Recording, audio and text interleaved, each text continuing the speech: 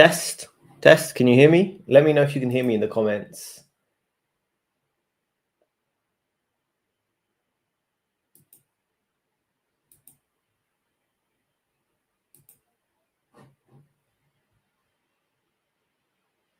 Got one person, I think, watching, unless that's me checking. Drop a comment if you're watching right now.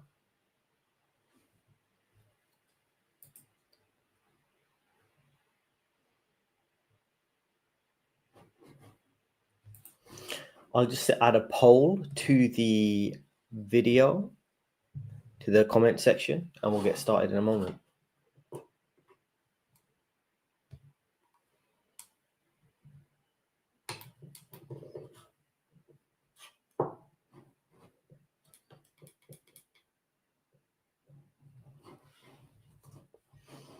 Let me know how your week's been in the comment section. Let me drop a comment here.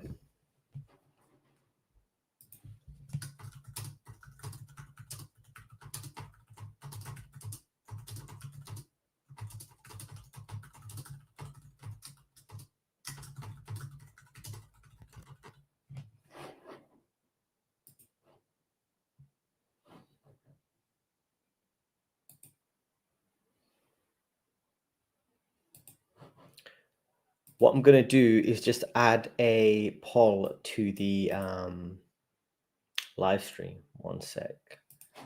There we go.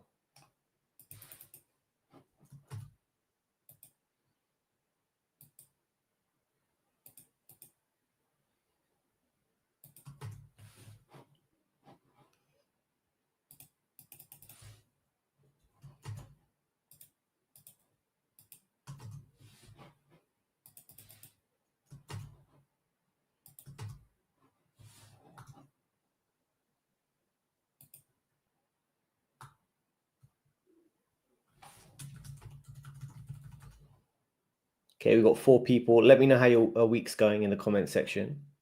I'm just adding a poll for us.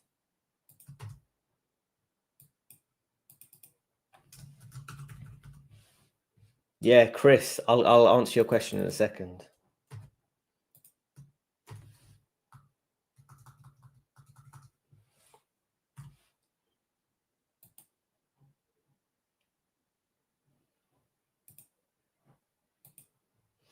So I added a poll, and one more thing. Let me add a pin comment and we'll get started.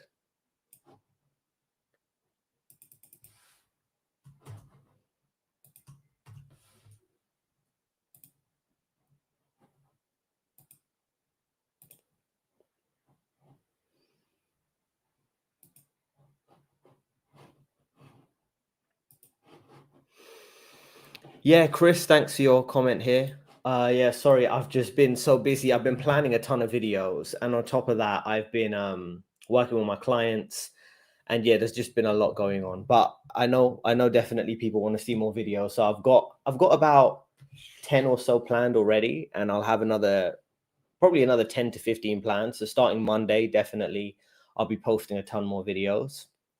But I'm sorry about the delay. Yeah, it's just I am doing everything myself, so it's like there's no one to help. Like, you know, I'll plan a video, record it, edit it. Takes hours and hours to do like one video, and then dealing with clients, other stuff. I got to like plan my emails and stuff. But yeah, I'm definitely, like I said, on Monday you'll see more videos for the next 30 days. I've got like 20 to 30 planned, so roughly. So yeah, there won't be a gap. I know I try not to have gaps, and sometimes it just happens, even though it shouldn't. I know, but yeah, that's how it goes.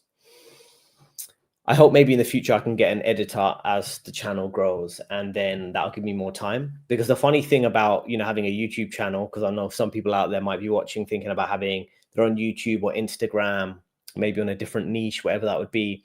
The main challenge there is that you end up effectively like spending a lot of time editing, right? Not because you have loads of things to edit, but it's like, if you think about it, you record a video and then you have to edit it. It just takes so much time. I really hope I can get an editor maybe in a couple months, and that will just mean I'll save like literally hours and hours every week. Okay, that Puma 21, I think I've seen your name before. I think the market is cooked due to all the above in your poll. Yeah, I think that's fair. I think that's fair. I think there's all sorts of reasons. And I think part of the reason I put that poll up is because I think many people just think it's AI. Oh, AI is taking all the jobs. Oh, what can we do about AI? And I don't think that's really fair. I think there are a variety of factors. You know, there is outsourcing. There is a slow economy. There was high interest rates, which inevitably resulted in less investing for, like, you know, growing a particular any company, particularly in tech.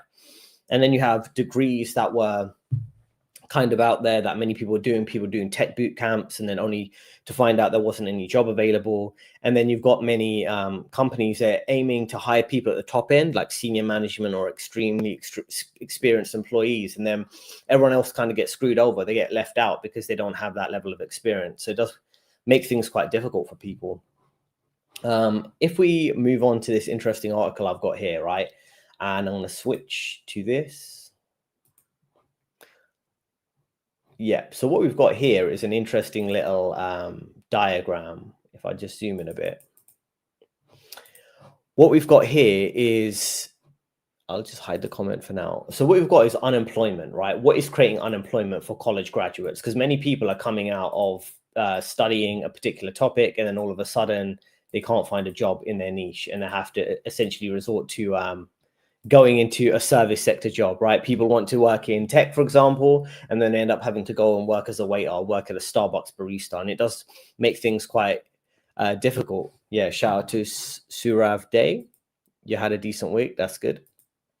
So what is actually going on here? And you can see from this white or this yellow line, all workers, it shows how much unemployment there is. But you see this red line was following the same trend as all workers, the same level of unemployment as all workers, until we hit just after 2020, so around June 2020. You see this massive spike in unemployment for the red line, which would be new college graduates. They have a massive level of unemployment there. And then you see this gap that ends up happening right here when you look at 2025, where it says 4.8%. So you have, it might not sound much in statistics, but we all know in real life, right? It says, you know, so 0.8% higher unemployment for the new graduate compared to the all workers, right? So that's quite a big gap if you look at it on the graph. And if we know about, you know, people, you know, clients I've worked with, people in society overall, you do see a lot of unemployment generally around. We all know the government statistics downplaying the level of unemployment. And then also when you look around you, like I go for long walks sometimes during the day, and I don't know, there seems to be so many people who are out and about. And I know some people might work shift work, they might work irregular hours. We've got some people who are maybe taking a day off work and stay at home mothers and parents and things like that. But there just seems so many people out and about during the middle of the day, which I can't say, oh, they're all, you know, most people are office workers or they're working some standard 9-to-5 job. So the fact there's so many people out and about, I think the unemployment's way higher than that. And I think many people at the younger end, they're living with their parents, and you don't really see them as much like in the job market, missing from the job market. People just go about their daily business, right? So I tend to notice maybe middle-aged people who are out and about and during the day, which I consider, many of them probably are unemployed and not making a big deal about it. But there are, I think, a lot of younger people who kind of dropped out of society. You know, the stereotype of the guy staying at home, playing video games and not really being part of the workforce. So we have this type of dynamic. I'm going to switch back to the other tab. So what you end up seeing is things like this, right? You have the unemployed college graduate. One second, let me try something. Yeah. But before I get onto this, I see this comment a few times. I don't know if it's always you, Davi, or someone else, but people mention Arnaud Dubel, which I looked into briefly because people kept mentioning this guy Arnaud in the comments. I think this guy is essentially someone who was just unemployed his whole life. He just like pretended that he couldn't do any work. I think it was in Germany or one of those European countries. And yeah, maybe UBI will become normalized. I have a really hard time trying to determine what is the long-term play of this system. Is it because we know they're pushing for depopulation, less people having kids, more people out the workforce? What are they going to do? Are they going to expect all the unemployed men to go and fight overseas in another pointless conflict? Are they going to expect men to, or people in general, just basically, like you say, to be on UBI? And then AI does everything, and then people have a digital ID, and then they have CBDC currency, and then the government tells you what you can spend your money on, what opinion you can have, what you aren't allowed to do. It's quite brutal, right, where things could be heading, because it seems like even if you make all the right decisions to kind of maintain your freedom, keep your freedom of speech, save your money, invest your money, whatever it would be, even living off grid, the system's always coming for you. It's like you can run to the woods, but the system's going to run with you to the woods. You can go and buy some land and grow some food and live a very simple life, but somehow the system always wants to keep pushing and pushing their type of control. Like, the thing is, UBI sounds great, right? But UBI will come with all sorts of requirements. Like, if you have the wrong opinion, it's like, oh no, we're not going to give you your central bank digital currency this month. Oh, if we are going to pay you, then you're going to have to spend your money by this month, or you're going to have to buy climate change friendly equipment or food. For example, they might say, oh, you've bought too much meat, it's not good. You have a personal carbon credit, right? That's another thing that's coming up that they think they want to do, where they'll say, okay, you have a carbon credit allowance. And then rather than you just being, being able to buy and do what you want, the carbon credit allowance will say, oh, you've bought too much meat, for example, or dairy products with your UBI this month. So we're going to take away, or we're not allowed to do it. There's a limit of how much meat you can buy because of the carbon credit limit. So they're trying to put people through this humiliation ritual. And I think many people are waking up. Whether you agree with everyone and everything, there's lots of protests going on in the UK in the last few weeks. I don't agree with everything people are saying, but I understand where they're coming from. And then you've got people in the US. I mean, things are going to reach a head point, a crunch point, a train wreck point sooner or later. And even what we're covering now, right? We're not covering good news. I tried to find some good news and good opportunities, and there are opportunities out there. People are finding jobs. I'm working with clients who have many job interviews, many different opportunities, but sometimes it can be quite rough for people. And so we can see here what we're going to do if we have a massive group of unemployed graduates, right, but specifically unemployed working age, military age men. What are they going to do? And this is how, I don't want to get too much into politics, but people become radicalized to the right wing or to the left wing, whatever they believe, right? Whatever they're exposed to. They'll be like, there needs to be a political solution because I can't find a job, can't have a family, can't be in even a stable relationship. And they end up dealing with this weird dynamic for long enough. They're going to become a reactionary, if you're familiar with that. They're going to, they're going to become a groypa, or they're going to become, whichever extreme form of ideology there might be out there. Now, if we look at the key takeaways here, right? So the key takeaway says from 1990 through most of the 2010s, new college graduates typically enjoyed a lower unemployment. Just before COVID-19 pandemic, a new graduate unemployment rate briefly rose above the overall rate, with AI advances post-pandemic exacerbating the trend post-pandemic, right? Which I think, on one hand, we might say, because I think to be fair, if we look at the economy overall, and if you watch my channel, the economy is to a certain extent completely fake, but at least it was stabilized in terms of giving people some sort of job, right? But now it seems like, like with everything, as people have to face the nature of reality, which is that everything's kind of fake and crumbling in a sense. You're going to have less people with opportunities. So many people who did those, high status degrees can't find a lot of those jobs, right? And I don't think it's just AI. I think a lot of the economy is just being exposed for a bit of a lie. Now, if we go to the end here, what is it saying? It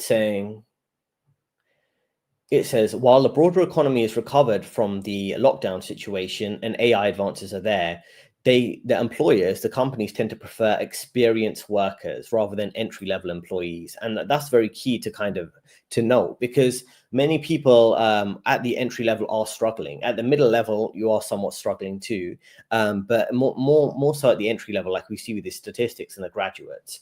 It says some jobs are safer than others in terms of their potential for AI replacement, right? New graduates have to quickly adapt to technological advances that are changing in the business landscape.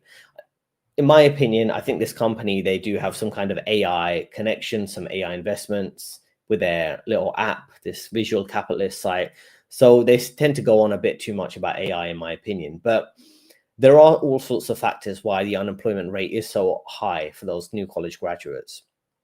Now, see, in my opinion, it's not just the AI, it's also, the recession, slowing job market slowing, economy in general, and less spending, less investment, and less growth, not only by companies, but by individuals too, right? So, there's many places when you walk around, shopping malls and things that have been closed down, they're boarded up, and you're just like, okay, what's going to replace this? Because people are buying things online, or they're not shopping or going out or going to restaurants anymore. Of course, that leads to, a slower economy in general. And then if companies aren't investing in, growing their companies and having more jobs and things, then obviously that's going to have a terrible impact on people. So we're going to dig into that in a bit deeper now. I got this really interesting clip. It's based on a email thread. One second. I'll show you this. So there was this email thread that went viral that has 347,000 views, right? So that's, quite a significant number for a relatively small account, right? Someone who just has about 170K on Twitter. He talks about financial research and things. And what he's done here, he's talking about the surge in unemployment and how that's particularly impacting men. So we're going to go here, we're going to share this tab, and let's listen to a bit of his content hint.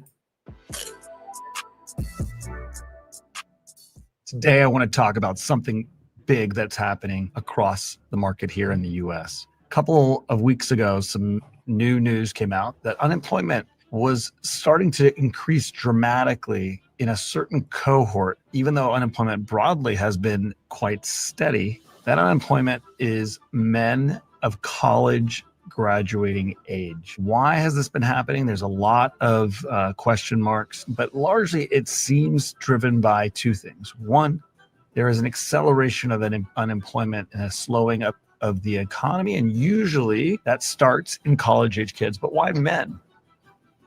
Well, when you look at the cohorts of men and where they actually tend to work, they tend to be jobs that are problem-solving jobs. Think accountants, think consultants, think programmers, etc., right? Whereas women are much more heavily concentrated in nursing, serving the service industry, etc. And those care industries actually are doing quite well. Healthcare is doing quite well in this market. And care industries are also, importantly, not being affected by AI. Those jobs, just to give you a sense, have gone, the unemployment rate for those men has gone from 4% in the last year to 7%. College-age women still are at 4%. So dramatic change, and something very, very important to highlight. Importantly, non-college-age men are actually having less unemployment because of immigration being stopped. Low-paying jobs, think working at a McDonald's or somewhere else in the industry, maybe a labor job, construction jobs, for example, have been easier to come by for American men. But again, not true for college graduate men. And that AI trend is just getting started. That is critically important. Why does this matter so much? Pretty simple. Just before we continue, right? So let's just summarize, because he went through quite a lot of information quite quickly. Now, he was comparing how men have been more adversely impacted by the terrible economy, right, and the implementation of AI in recent years. Now, if we go through that in a bit of detail, wow, I've changed my camera settings, and I've also got a lamp. It is quite bright. I don't think we need that light. We're good. Okay, sure. So men are typically problem solvers, right? You're looking to solve problems, and you go into typically some level of technical skill type of job. But a lot of useless admin jobs, right? They tend to, the useless admin jobs that we thought would be impacted by AI, which are to a certain extent. But a lot of the AI does also impact men, because some of those problem solving jobs, they're implementing a lot of AI agents, right, to help people with their jobs. So that does eliminate, some of those jobs from the entry level positions. And then if women are doing jobs as nurses, service, healthcare, and healthcare is a very popular niche to get into. Of course, this channel is about, careers and the economy, and depends on where you are in your career. But, we have an aging population in the West, right? Even though they're importing lots of migrants who are having kids, many of the existing people in the West can't afford to have families, right? The government's taxing you to death. And then on top of that, there's not a good environment in terms of the West, in terms of having kids. So what ends up happening is lots of people they end up not having kids, and you have an aging population in the UK, throughout Europe, in America, and then even outside of the West, you have the same in Japan, where people not having kids, and there's a low birth rate. Then you have a demand for healthcare because you have an aging population. If you're going to launch a business, a small business, consider, doing something like healthcare, right? Now, women are typically working as nurses, services, and healthcare, where you can't necessarily replace that all by AI. They don't have robotics to the same extent you see on the little news articles and the clips you see on social media with these robot arms doing all these things. You don't actually have it to the same extent being implemented right now. So maybe in the future, those jobs could go, but they're not necessarily affected by AI. Now, he mentions the male college men who have college degrees in America have an unemployment rate of 4 to 7%, whereas the women who have college degrees have an unemployment rate of around about the average of 4%, right? Which would be the same as the rest of the economy. So men with college degrees are more unemployed than women with college degrees, right? Also, he talked about, how there's a white collar recession, but at the same time there's a white collar recession, there's a demand for low paying service jobs. So that's where you see people going into Uber Eats and food delivery and working as in a coffee shop or in a fast food place, so it's not just AI, it's a general slowing economy, and people are spending on like kind of low cost goods or just fast food and things like that.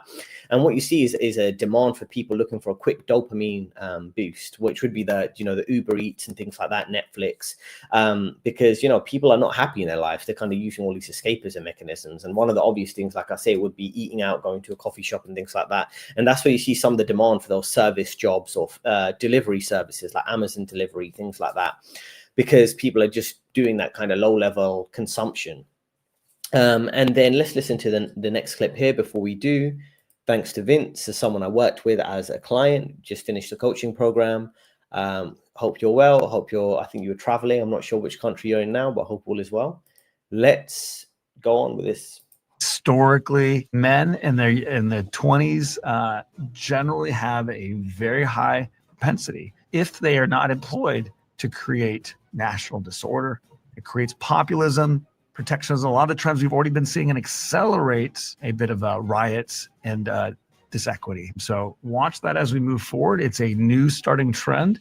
There is a lot of frustration in that younger cohort, as you might imagine, after the last 40 years of increasing inequality. That's likely to increase as artificial intelligence now primarily starts to take jobs out of those people. So look for that conjunction of a new trend that could be a major issue in the coming elections, as well as in economic outcomes going forward.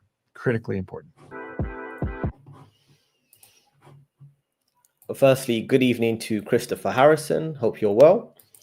I do find it funny because this guy is kind of little finance news analysis. He calls it Jam Crusoe, if I'm pronouncing it right.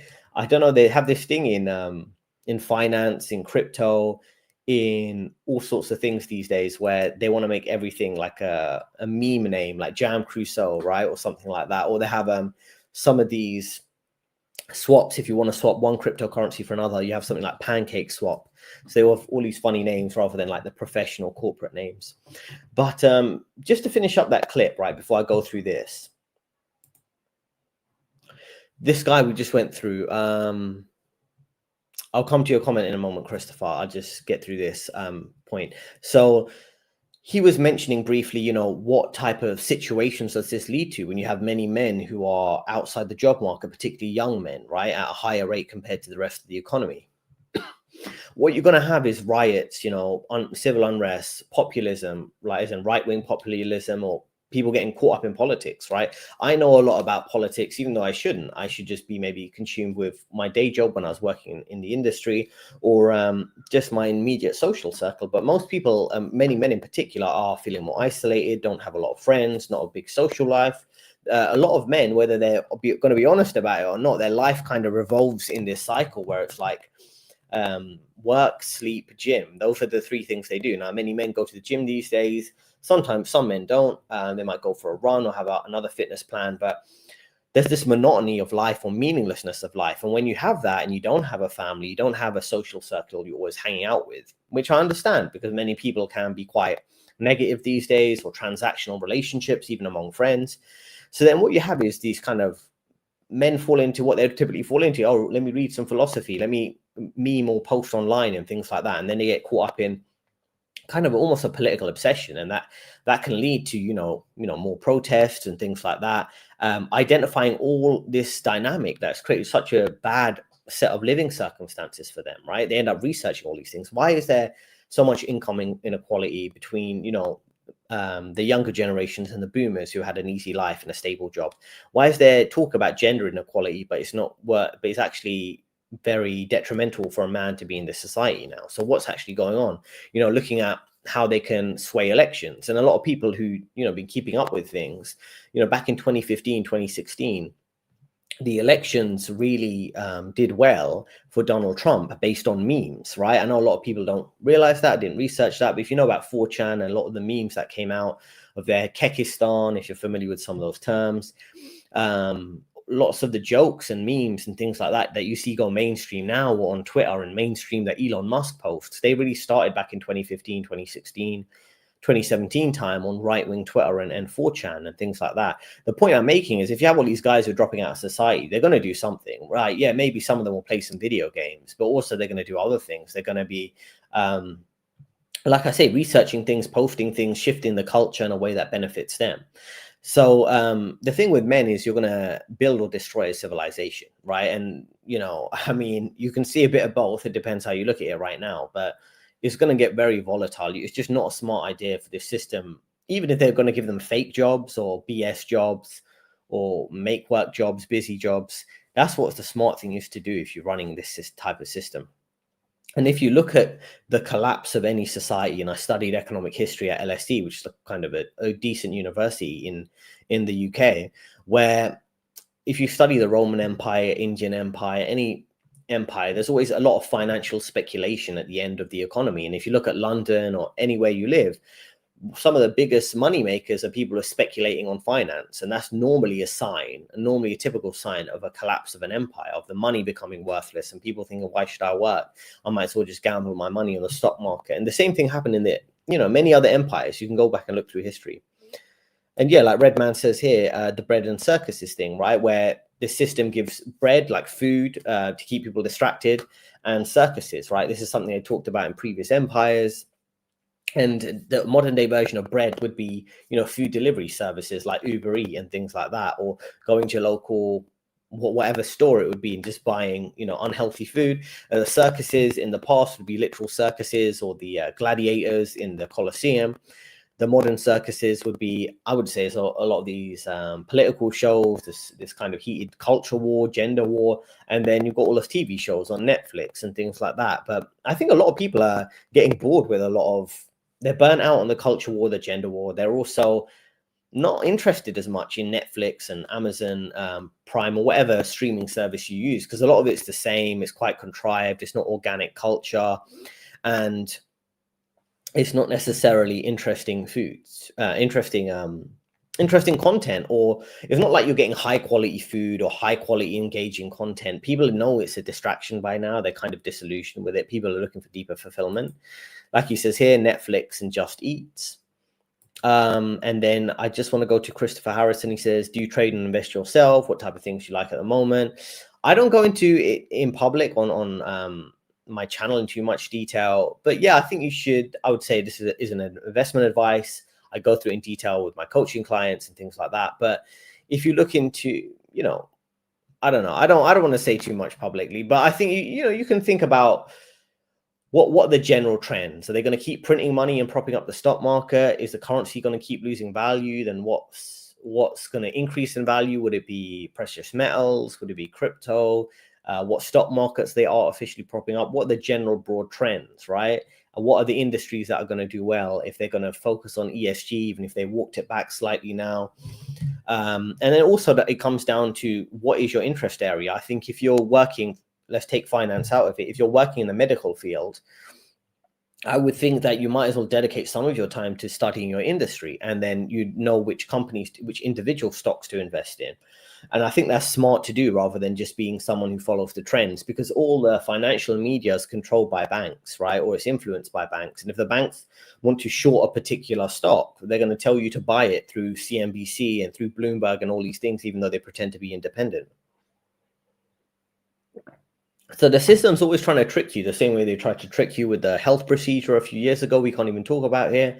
They trick you about what it means to be a man. They tell you to drink beer when beer is actually bad for your testosterone.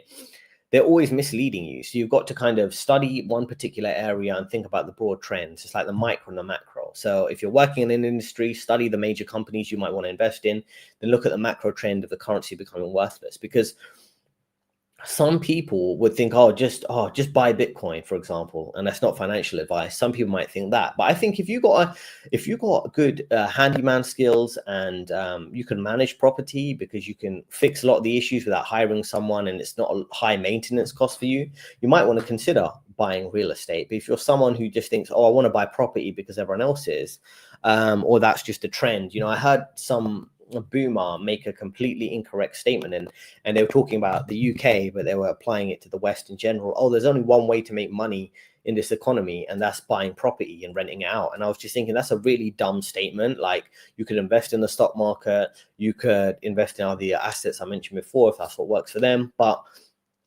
people are stuck in their little bubble and they think, I know other people who just buy Pokemon cards and resell them, or sneakers and resell them. And it's like, yeah, it makes sense to kind of focus on a niche that works for you, and also think about broader trends, right? And also lifestyle, right? If you're buying a property, for example, I'll come back to your other comment. If you're buying a property, for example, it's like that's going to tie you down on that location.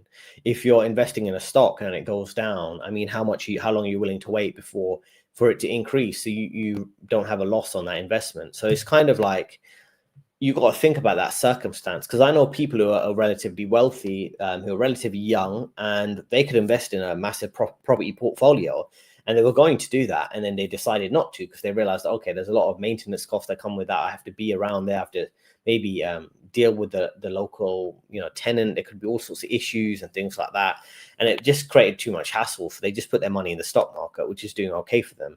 Other people I noticed have higher risk profiles. They're investing in meme coins, and some of them exited the market at the right time, some of them didn't. This is really it really comes down to many different factors. So we went through Redman here. Although I don't agree with Gary Stevenson, he made his money from betting against the economy. Yeah. And what do we consider betting against the economy? In a sense, it'd be, okay, the currency is going to get weaker. So some people are buying gold because that's increasing in price. Some people are investing in, all these, we know gold, crypto, or people are investing in the stock market because they know the government's going to print money and it's going to artificially prop up the S&P, for example. So that's another thing there. Netflix and Just Eat. Yeah. Christopher says, I trade myself, but just wondering. I work in blockchain, but I don't trade crypto anymore, only equity, options, commodities, and I just did well off silver junior miners. Yeah, that's another good thing. Yeah, I know many people who just buy silver bars of silver, physical gold, physical silver. There's another thing. So yeah, it's kind of interesting. I think there's so many options out there. And I hate real estate too much headache. Haha. Yeah, REITs. I looked into REITs too. I mean, real estate investment trust, if you're not aware, for anyone watching. Yeah, I think that's interesting. I remember seeing someone had some good analysis on this, and they said they questioned the property portfolio within the REIT. Like, I can't remember what they were saying, but they were like, okay, well, why would a particular property be in a REIT versus the person who's running the REIT? Why wouldn't they just invest the property in themselves? Why would they attract other people to invest in it? As in, like, maybe the property quality within the real estate investment trusts are not high quality properties. But if people don't want to buy a whole house, they can invest in a REIT too. That's definitely an option. But yeah, I guess it all comes down to so many factors. And it's very interesting thinking about investments because it is bigger than just the investment. I think, okay, it comes down to risk profile. It comes down to lifestyle changes.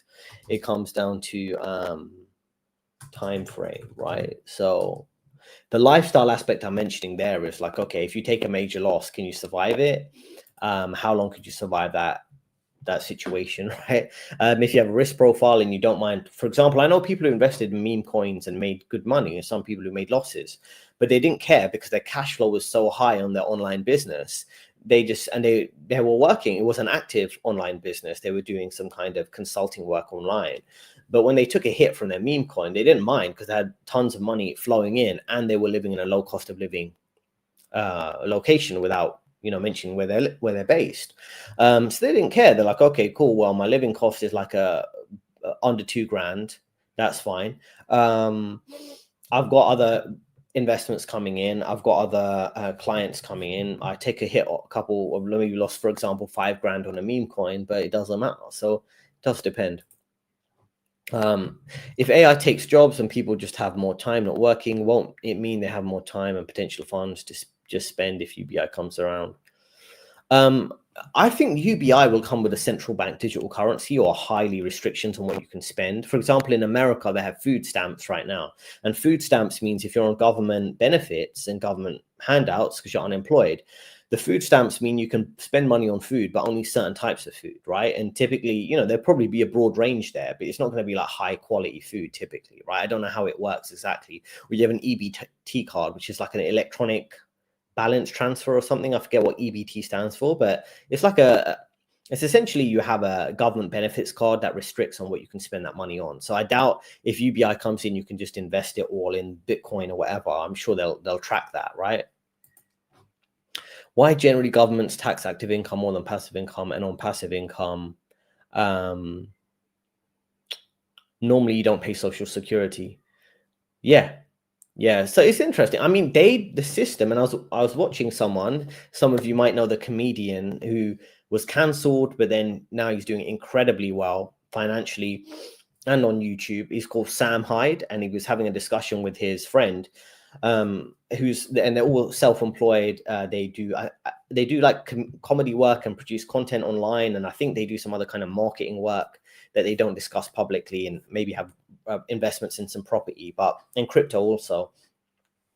They were talking about the tax incentives around self-employment, and it really does work against you. The system wants you to be forced into like a 9 to 5, forced into a role where you are kind of working hard, and it's the same thing with, taxing active income more than passive income, right? And I think passive income, when you really think about the broader scale of things, there's many powerful, billionaires, even multimillionaires who have a lot of passive income. So maybe they don't want to tax that as highly. And also most people do have active incomes because they're working a job, and the system wants to have a broad tax base, right? And tax as many of those people as they want, right? So they want to treat the sheep like they're sheep, right? Sheep to be slaughtered with high taxes, high mortgage rates, high interest rates, things like that.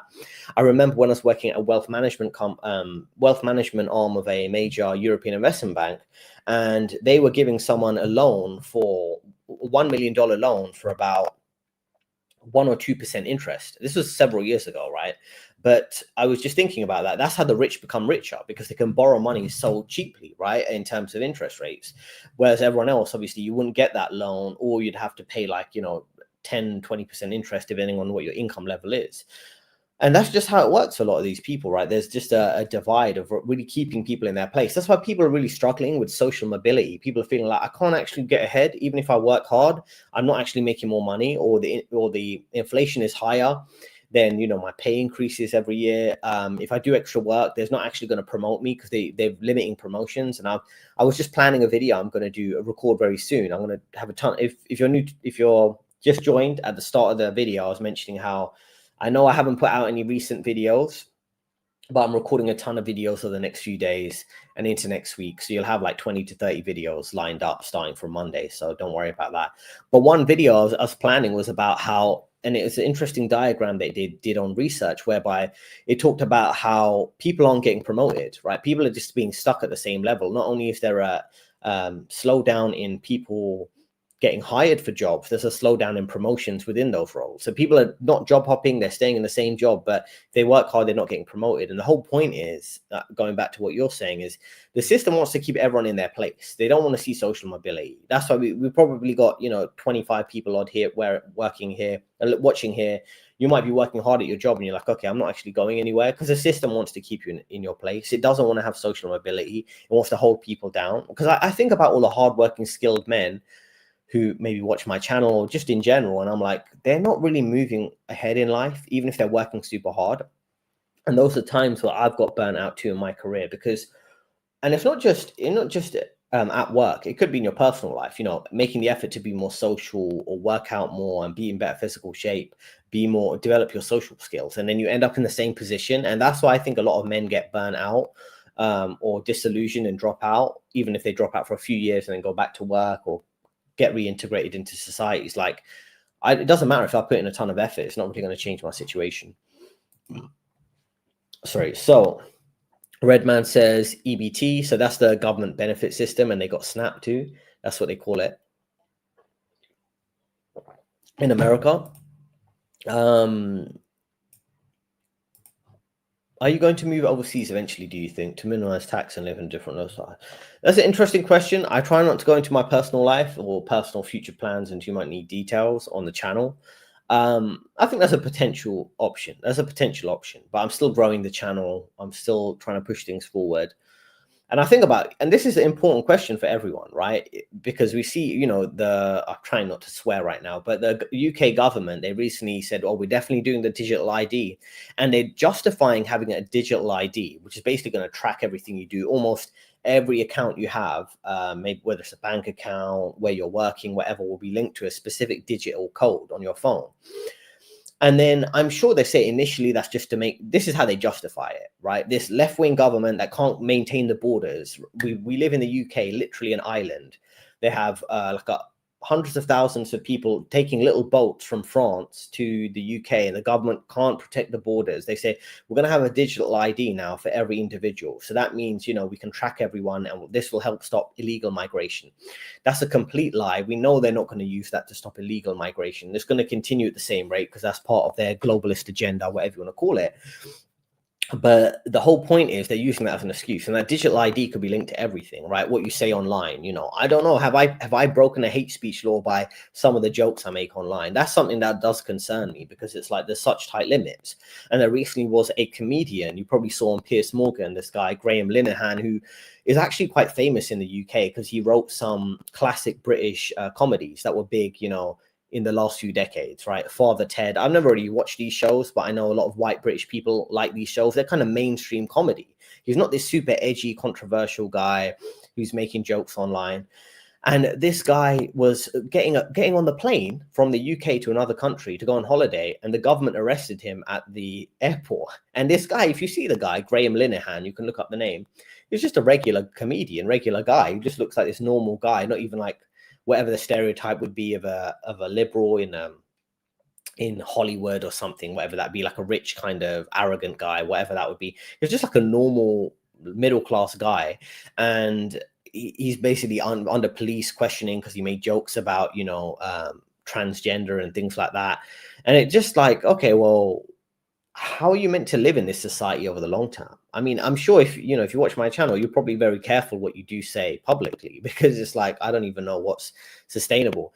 So I think in terms of lowering tax, living a different lifestyle, yeah, that's interesting to think about. And just going back to what I was trying to say there is, moving overseas for tax benefits and also a different lifestyle, I would think, what lifestyle do I want, or what lifestyle does everyone watching this want? Because for me, it's like, I want to live a relatively low-key lifestyle. I'm not trying to live a super expensive life. I would rather invest the money that I do make. And what does that mean? And how can you maximize that in different parts of the world? Because I think an interesting thing to think about, because I know in the UK, everyone talks about moving to Dubai. Like, that's the new British dream. It's not to get rich and buy a big house in the suburbs. It's the same thing in America. They talk about, oh, what's the new American dream? It's not to necessarily get rich or be famous. It's to make him enough money to leave, right? Same thing with Canada and Australia and places like that. We have more government coercion. So it's like, what are the little pockets of society that exist that are low key that many people don't talk about, maybe in foreign countries or in your own country, where you can live a higher quality of life? And I don't want to give away everything, but yeah, you can go and figure that out. Like, where do you want to live? Because I know some people who are living in Europe and they don't like the government control, but they save their money, maybe have online income or other things they're working on, or they can work remotely because they're highly skilled in what they do. They go and move to a rural part of, say, Finland or Ireland and things like that, and the living cost is extremely low. You can just, grow some food, you can work online and things like that. And people do that. I know that people do that in Washington State in America. and all those other smaller countries that people don't consider, right? Everyone just wants to jump on the wagon, which is, oh, move to Dubai, move to Bali. That's the place to be. It's like, really think through what you want to do and what works for you. Redman, general rule of thumb, my end, there is nothing the government does that makes things better. Yeah, 100%. So that's what I'm saying. I'll put this in the chat. I discussing this with the client earlier this week.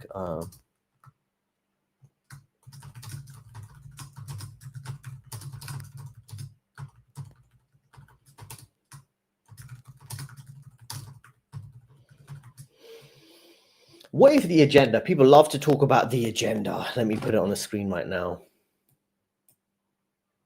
Wow, we got a lot of comments. Thanks for everyone who's leaving a comment. I'm going to go through all the comments. Why not? Let's have fun. It is the end of the week, and I hope everyone is doing all right. It's just crazy, man. I got to be honest. Sometimes you're just living in this society, and it's just insane. It is just insane. And I try to keep a positive mindset, like we all are, but sometimes it's just difficult. It really is. So what is the agenda? When we talk about the climate, we talk about, the climate agenda, the gender war, the culture war, the political issues, the digital ID, whatever. It all comes down to doing two things: decreasing your quality of life and decreasing the birth rate. That's it. So anytime you're like, why has the government came up with this new pointless agenda that doesn't seem to do anything useful? Is it going to decrease your quality of life? Yes. Is it going to decrease the birth rate? Yeah, that's the agenda. Oh, they're doing QE again to print more money to artificially prop up the job market. Oh, prop up the stock market, not the job market, the stock market. Okay, that's going to decrease the worth of your dollar or your pound or your euro. Okay, that works. It's going to decrease the birth rate because you probably can't afford to have kids or buy a house or whatever. Okay, cool. So what the system wants, and they're doing this through mass migration too, and I'm not knocking migrants, right? I understand some of them see it as an opportunity to improve their life. Some of them are genuinely trying to work, but many people are living on government benefits, living in these fancy hotels and things. The point is, the system does not want a middle class. It wants a mass underclass, and that's why it's pushing the middle class into the underclass. And it wants super rich at the top. So you have super rich at the top, and then everyone living like rats or living like the underclass. That's why they're pushing not only just the economy, but also the culture. You see how much dumbed down music there is, how much music is encouraging criminality or promiscuity and things like that. It's all an agenda, right? People tend to think, oh, well, some of the rap music, for example, or the mainstream rap music is degenerate, it's aimed at the Black community, but it's really aimed at everyone in a sense. And it's done through different ways. That's why people talk about the woke culture and things like that. So whether it's the government, the corporate, the companies, it's all about pushing people into basically an underclass, a really dumb, easy to control underclass, right? They don't see you as any different. They don't see you in the middle class as any different from someone living on government benefits. They see you, they want to treat you both as badly as possible. Yeah. Okay, that makes sense. That's the one I went through. With all the wars, no one's talking about global. I can't even say the word, right? I'm not sure if I can say that. I'll just say the climate agenda anymore. They're not talking about the climate agenda. Yeah, this is the thing, right? And I remember someone, I don't know if you know the name Roosh V, who used to be big on the internet, and then he had some controversial things, and then he kind of didn't like to be on the internet. I don't want to go into his whole life story here, but he said something that interests me before the lockdown situation. He's like, all of a sudden, there's no extremism, right, in the West, right? There were no extreme events, right? There wasn't any catastrophes around the lockdown situation or just before it.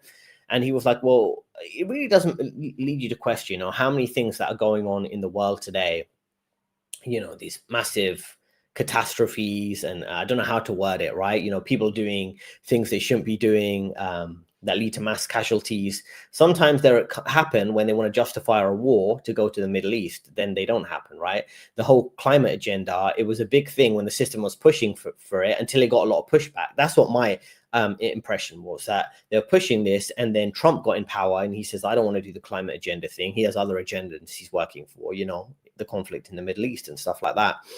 But what ended up happening is, what was I going to say? So they dropped the climate agenda for now, right? But I think they're going to come back around to that, whether through central bank digital currencies, trying to prevent you or limit you from consuming meat or catching a flight to another country, things like that. And now they've changed it to the conflict in the Middle East or in Eastern Europe, and then still pushing for more migrants. But all of these agendas, none of them are working to benefit you. All of them are going to lead to those two things I mentioned, right? Which is lowering your living standards and lowering the birth rate. The economy's been going bad for a long time. Yeah, that's true. I quit corporate America, built a small biz, and now trying to build another one. Yeah, that's a solution for many people, right? It'd be interesting if you're comfortable sharing. You don't have to tell us what is your small business or what you're working on. That'd be interesting to know.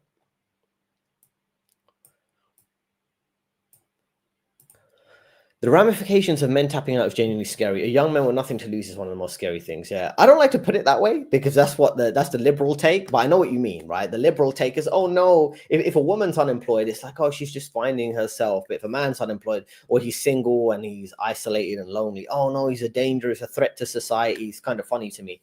But the way I'd see it is, let me just drink some water.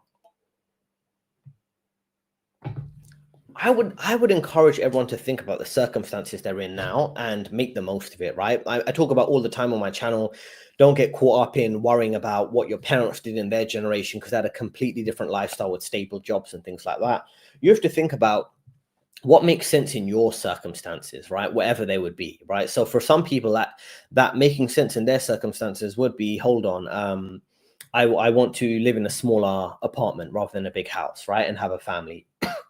For some people, it's like, let me find my purpose, maybe build a brand online, maybe travel, things like that for low cost. So it's all about finding out what works for you. And I think rather than seeing it as like, oh, my life's over, that a lot of these guys do feel if they can't get a job or if they're struggling right now, you've got to find the opportunity in that, right? Rather than comparing yourself to the boomers, to others around you who might be having more traditional success with a career and things like that, is finding the unique solution for yourself. And that's when you have creativity. That's when you have new options open up to you. And I genuinely believe there is a connection there between, you know, being in a difficult spot or an unusual spot and the universe working with you to find a solution. Bailan in Chinese references to let it rot. Yeah, there's a famous funny word in the incel community that is called LDAR, which is similar to this, lay down and rot. And I've seen people make jokes about that online. Where it's basically when a guy decides to drop out and he's just lying on the floor and like playing video games or just chilling out, you know, the kind of typical put a blanket on the floor and just play video games or just chill or just, you know, just spend time on your laptop, reading books, whatever, just kind of having, just lying down on the floor and to live the rest of your life and giving up. I see that, you know, that is becoming a trend, to be honest. Thought about pivoting into government law enforcement from government accounting like that. Yeah. The 3-letter agencies, you know, is Tucker Carlson part of the 3-letter agencies? Is Fuentes, Candice, everyone who knows what's going on with all the 3-letter agencies? Yeah. So yeah, you should do what works for you. Yeah. If you want to be part of law enforcement, just be aware, you know, sometimes they do get involved in controversial things. And then, yeah, it's up to you. If there's a pay rise, if it's not going to risk your safety, worthwhile considering that. Yeah, scary, but the system doesn't serve them. Yeah, that's true. The system doesn't serve men. They will always have positions available. Yeah, that's good. I mean, I guess that depends what I was saying, but yeah, I think they'll always have some jobs available. I think that's possible. It's possible there will be civil instability, and I think everyone can see that already. Did you see the video of the Muslim UK officer knocking down on the door of a girl who was posted? Yeah, I try not to get into this because it's controversial and there's many different views on this type of stuff. I think it's going to get heated in the UK. It's heated in the US right now. I mean, this is the point I'm about to make isn't about a particular demographic. It's like if you have so many different demographics with such different beliefs and different, there's a German word for it, Weltanschauung, right? Which I hear on the right wing that's mentioned all the time. The whole concept is that if people have such different views on the world and their community, their culture, their race, their religion compared to others, you're going to have tension. That's why when you talk about a country being racially homogenous or just having one demographic and one race, one religion, one common worldview, one common version of history, then it's more stable because people understand each other's culture. They're part of the same culture and they can interact with each other because they have a similar cultural code. And I think that's what gets missed out because people talk about race and religion and things like that, or that we need more diversity. And we can see the challenges diversity brings when you have so many different people of different cultures, right? People have to tiptoe around each other. I can't make a joke about that. I can't say that. They may feel uncomfortable if I say this or I dress like this or I talk about this. So there's going to be tension between these different groups. And I always think like, yeah, at a global level or a country level, it's creating all these issues. But at an individual level, like how can you deal with this, right? Because I mean, I don't feel safe when I go outside, to be honest. And I know that's partly me being paranoid, or I'm listening to a lot of different YouTube videos that might be discussing some of these topics. So maybe when you go out in public, you have these on your mind, and on a day-to-day basis, people aren't, how can I say it, in the contentious, difficult relationships between different demographics. People tend to be getting on for the most part in public. But I do think, oh, what are everyone discussing behind closed doors? Because if you see, for example, a mass protest, which I understand their perspective of wanting to limit migration and things like that, that's typically reflective of what people are discussing behind closed doors. So anything you see people maybe a protest, maybe a TV show, and then in public, everyone's fine with each other, behaving normally with each other. There's so much underlying tension there that people aren't talking about. And that's why I kind of keep to myself. I'm aware of what's around me, because you're going to see people snapping, not just because of unemployment, because of all these other issues we're talking about here, like migration. Jobs are done, 75 unemployment within 5 years. I don't think they will get that bad. I think it'll be rough for 2025 and 2026, and then 27, 28. 2027, 2028, I think things will stabilize a bit. There's a government petition in the UK for government to not introduce digital ID. Let's see if they listen. It's on 90. Okay, I think it's good if people push back. I think people do need to push back with protests or petitions and things like that. The thing you have to understand, and this is my perspective, and I know it's not going to sound great, but the whole system needs to be removed and reformed in the most peaceful way possible. Of course, I have to say the most peaceful way here, right? I definitely believe the most peaceful way, just to be clear. But the point is, it's like, okay, they're going to, the same way they slowed down on the climate agenda, they're going to bring it back in about 2 or 3 years and try to push it on you again. They slow down the digital ID agenda, they're going to come back around 5 years, try to push it back again. And you see how they do this. I remember, you know what's been introduced since July in the UK? They introduced the online safety bill, which they say was meant to protect kids from online content that was for adults, right? Which I won't go into here, aware of things like that. But the way it worked is sometimes on Twitter, you might be scrolling and they kind of hide political content, and they say, oh, we don't have age verification for you. And I've tried to do age verification and it just doesn't work, but it works. The content works fine on my phone, but then on my desktop, it blocks me because of the UK online safety bill. So basically what they're doing, they're using the excuse of protecting kids from online content that's for adults by essentially, but they're also blocking things that are politically related and things like that that might be considered, contentious issues like political protests. So, but it's just weird. I mean, it's obviously, the whole point is they brought that up over a decade ago when I was a teenager, when David Cameron was prime minister. Some of you remember David Cameron, where he said, oh, we need to introduce these controls online. And the point is that it wasn't popular then. No one really was supportive of it. Then it came back a few years later and they kept pushing it. So unless we have a complete reform of the system, or people are constantly pushing back on the government like they are now, thankfully, protesting about one thing or the other, protesting against the whole lockdowns, protesting against mass migration, protesting against free speech limitations. As long as people keep pushing, it's like keep closing the door on a sick person who's trying to get into your house and tell you how to live your life, like a demon, right? That's how you got to treat the government, like a demon that's constantly trying to control you, right? Even what I'm saying now, I'm worried. Can I say this? I mean, are they going to stop me at an airport or something? What's going to happen, I'm in Thailand, but I'm from the UK. You could live much cheaper here. Yeah, I was watching another guy who has more right-wing beliefs, actually, who's a political activist. And he moved to Thailand, or Bali, one of these countries, and because he had a daughter and he wanted to raise his white English daughter there because he thought it was safer. And he was saying, yeah, I've got to split my time between the UK for political activism and living in Thailand to give my daughter a better life, right? That's my personal responsibility. So it's a difficult one. Yeah, I guess it can work if people can make online income or have assets that are generating money in the West so they can live cheaply in Thailand. But I do think what this system's doing, this system is really overplaying its hand. And if you know anything about this system, I'm trying to word this part carefully, but the system always overplays its hand and pushes people too far. And you can see in the US when they're trying to limit free speech around certain topics and certain countries and things like that, they overplay the hand. They push people so far where people are like, I've snapped. All I want to talk about is that country we're not allowed to talk about. All I want to talk about is the politically incorrect opinions I can't talk about.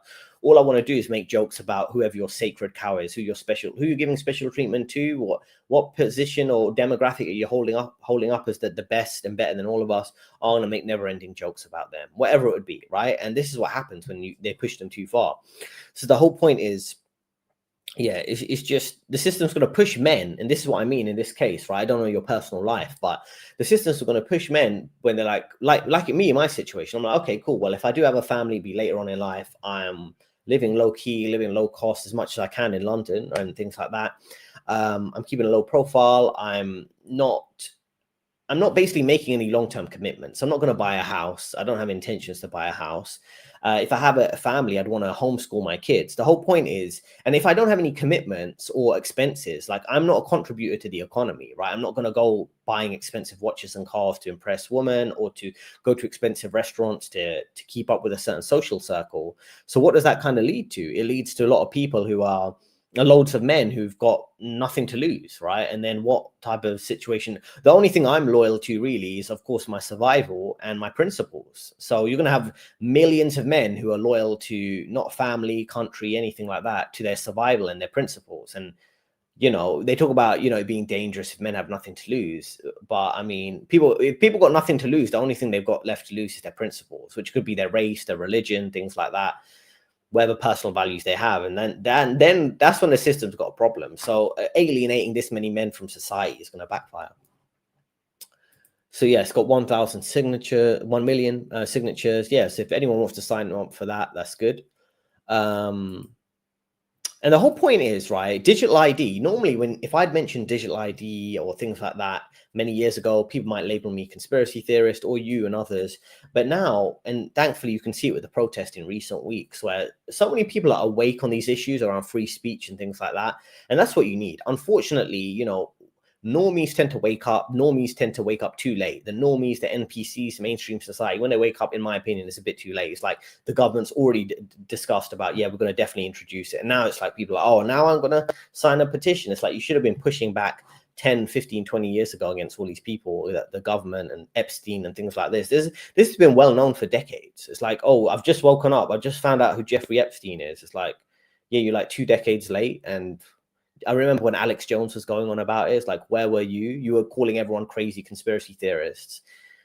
People are just too late with everything. That's why I've given up on the masses. I'm just like, listen, I'm going to help people who want to watch my channel and help myself, and that's it. Let's see what happens. Yep. It's great out here, but I'm considering moving back to the UK for a big job. Yeah, this is the reality, right? Unfortunately, you hear people on the news, on the social media always talk about, oh, just move to Dubai or move to Thailand or Bali. You'll have a great life. But it's like, obviously that comes with the expectation that maybe you have income sources online. So some people are living off their savings or investments. I know older generations like the boomers, they own property in America, Canada, the UK, wherever that would be. And that's paying quite good, monthly passive income source. So they can live for low cost abroad, and they maybe be getting a pension if they're older, or have other income sources, an investment portfolio. So that's when it's easier. But when you're younger, you need to have income being generated, particularly now when inflation's so high. It's not like you can just live for super low cost forever. So you have to kind of move back to the UK or the US. And, there's a limit of remote jobs unless you're highly skilled or highly valued. So it's very difficult for people to stay long term overseas and live the good life. It's very hard. It's a hard decision because it's such a downgrade in quality of life when you do move back to a major city that is expensive. Prices of assets once everyone's broke. Yeah, that could happen. Definitely, that could happen. I mean, The thing is, I understand your logic here, but also a lot of these assets are owned by billion-dollar corporations. They're owned by private equity firms, hedge funds. So when everyone's broke, it's like, who we're referring to, everyone is in the retail market, and most people there are already broke or living paycheck to paycheck. So I guess it could happen. I guess asset prices could plummet. I would say they might dip, but they won't drop dramatically. Will you come back to UK, Thailand? Good weather, good woman, good food. Yeah, I tried to get, it's kind of funny. I mean, I think there is good weather there. I mean, it depends what type of woman you like, to be honest, but I won't get into that here. So yeah, it's good food, lower living costs. Yeah. Justified says might move to Mexico because of family. My family has a ranch and a condo. Yes, Mexico is. I mean, it depends who you're at, and I guess assume you have family members who maybe originally from that culture, and you can easily integrate and assimilate. That's good, and having time in nature with a ranch and a condo is nice too. That's definitely a good life. I can live for $1,500 there and get a fully remote position or do freelance work. Yeah, that sounds like a good life. I mean, what I find interesting here with these two comments, what you just said, Justified. Sorry, let me get some water. So what I find interesting here is that like I say, when this system puts many people in a position, particularly men, where they've got nothing to lose, I know people think, oh, it's going to be a danger. But what it is like making smart decisions where you're like, I don't really care. I don't really have like tight connections, maybe in the UK or in London or wherever you're based, apart from maybe immediate family. So like, I'm not losing a lot. It's not like I'm going to lose a really tight group of friends if I move overseas. I can keep in touch with them over Zoom calls. I can visit them. They can visit me, but we're not that tight. And that's what this system's doing. It's pushing people in a position where they're like, well, I'm going to make the most reckless decision, start up my own online business, go overseas, do whatever, because I don't care. I've got no attachment. Maybe I'll just rent a cheap property abroad and try to launch an online business and keep going till it works. And I know people who've done that. I can live $1,500 and get a fully remote position. Yeah. Be a wolf, start a business and buy Bitcoin. Yeah. That makes sense for some people too. Portugal was a good destination for people living off dividends, passive income, but now it's so expensive in Lisbon. Yeah, it's funny because I remember when I was working in the for an American investment bank, some of the European workers or British workers, they like going to Lisbon or Vienna. Those are their two hotspots for spending time in their life, right? When they would go on vacations, apart from skiing trips, of course. So yeah, Portugal. Yeah, I noticed some people who've made decent money from America. They buy for citizenship in Portugal or Spain and things like that to live their life. Workplace consciousness has been going up recently. Everybody sees through the BS now. Yeah, I do find it interesting because I know in the corporate environment, many people are online now, whether it's TikToks or YouTube and things like that. They're just pointing out all the BS. It's like, it's so funny. I remember one of the final straws where I almost typed something on a Teams chat with management and everyone else when I was just getting annoyed with them before I left a particular company. I'm trying to remember what it was. So basically the manager, the managing director, she said, oh, we should all do a team event. She was messaging the whole team. We should all do a team event to play shuffleboard, or I think, what is it called? What's it called where they I don't know what it was. It's some pointless, crazy golf. One of those pointless, weird team activities you should do. Shuffleboard, something like that. And I remember before I got to work at that American investment bank, I saw the adverts around Canary Wharf, which is like Wall Street, like the business district. I remember thinking, this is so cringe. Who would do this? And I go into work and they're like, oh, we should do a team event there. And I realized, oh, they've set up this particular overpriced team activity business that has drinks. It's like crazy golf, indoor golf, where you like drink and have a meal and go and play some shuffleboard or whatever it's called. And I remember thinking, this is pointless. And I was going to type in, like, are we going to get paid to attend this in the evening, or do we have to pay ourselves, when inflation was at its all-time high just after the lockdown situation and we weren't getting pay rises? I was going to type that. I was going to say, are we getting pay rises though? Are we getting paid to go though? And I wasn't going to type it, and everyone else was typing sucking up comments. Oh yeah, we should definitely do that. It sounds so much fun. And I was like, this is cringe. This is cringe. But, you know, I mean, this is the type of situations you have to deal with. And this is what I mean about the BS. Other people must be considering, because I didn't go to some team events and some department events, and they were like, oh, it's super important to go. That's how you network and raise your profile and visibility with the other teams, because we had teams on all floors. I'd be on the trading floor with the investors and the sales and trading team, but we'd had other teams on like our main department on a much higher floor.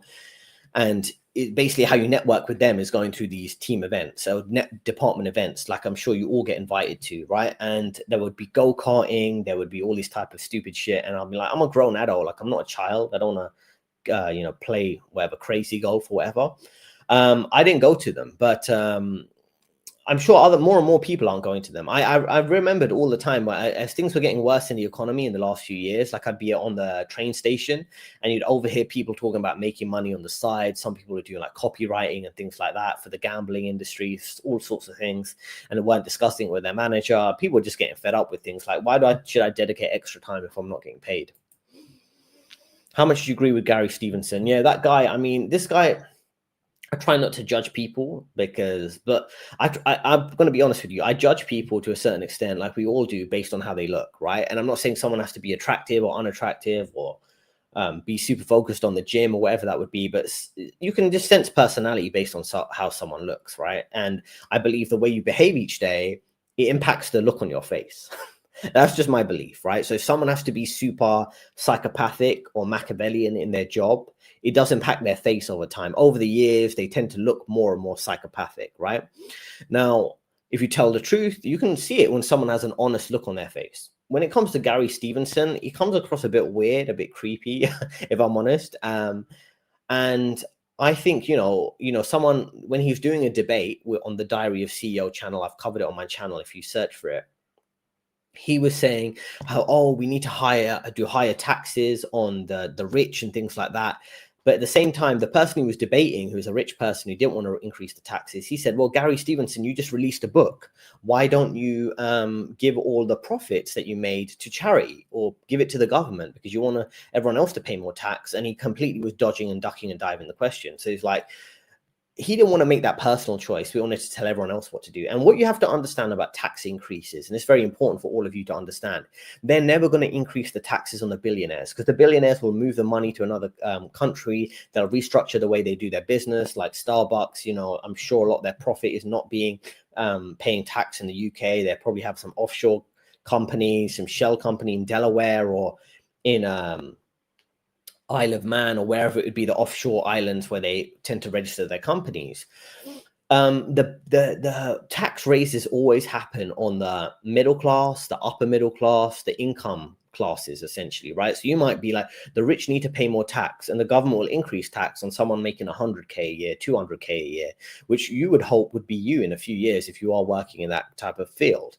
So just be careful around, you know, pushing for increased taxes, which is what that guy is doing. And I worry, is he being propped up by someone who's determining to push that agenda? He must have an agent, like a Hollywood agent or at least some kind of marketing agent, because I've seen him in different mainstream publications and things. I don't think he's like a completely, you know, solo person who has good incentives. I think he might be misguided or like controlled opposition. Men are just not playing the rigged game. Yeah. And the rigged game is collapsing, right? And men see it. Not even in a scaremongering way, but men build society. Leaving it to the other gender is what's the issue. Yeah, and I have a video coming out actually calling about how the girl boss destroyed the UK economy. It's a bit over the top, but I go through some of these female politicians and some of the work they've done that have been very detrimental to the economy. But yeah, if society and these weak liberal men and these girl boss feminist types are going to push men out of society, out the workforce, out the government, things like that, then you're going to have the inevitable results, right? And men are going to laugh, and men are not going to be, oh, I'm going to run in and save the day. It's not going to be Mario saving Princess Peach, you know, Mario being men and Princess Peach being the civilization, or Leonardo DiCaprio saving Kate Winslet on the crumbling Titanic, that is the sinking Titanic, which is Western civilization. There's no Leonardo DiCaprio. He's chilling playing video games at home, right? There's no Mario to save Princess Peach and play Captain Save-A-Ho and things like that, because he's busy, you know, being a plumber, working in the trades, because he wants to, you know, live life on his own terms and be his own boss. The job market has been bad since last year. Yeah, it has, definitely. Let's keep going. Men, I assume you're saying men aren't going to college and just working less and living at home, which is not attractive to most women or society at large. Yeah, but I love it. I love to see people in general, men or women, but in this case, men, who are just kind of like, I'm living life on my own terms. I don't really care about how anyone, looks at me or decides what I should or shouldn't be. And it reminds me of certain situations where I'll be on public transport or be in public places and things. So I'm just like, I'm just here to kind of mind my business. I'm not going to play fake friends with people. I'm not going to care about everyone's opinion of me. And a good example of this, to be honest, is when you go to the gym. I'm sure many people here go to the gym. I'm more focused on my health in the last few months. And I do find it funny how the gym has become like a social environment. Like some people like me just go there, keep their head down, do their workout and go home. But some other people are so busy about trying to be popular in the gym, which is kind of weird, right? Or just talking to other people who are trying to do their workout. And it reminds me of this kind of dynamic you're mentioning here, where people, there are lots of men, they're just like, I'm just working to make money and live life on my own terms.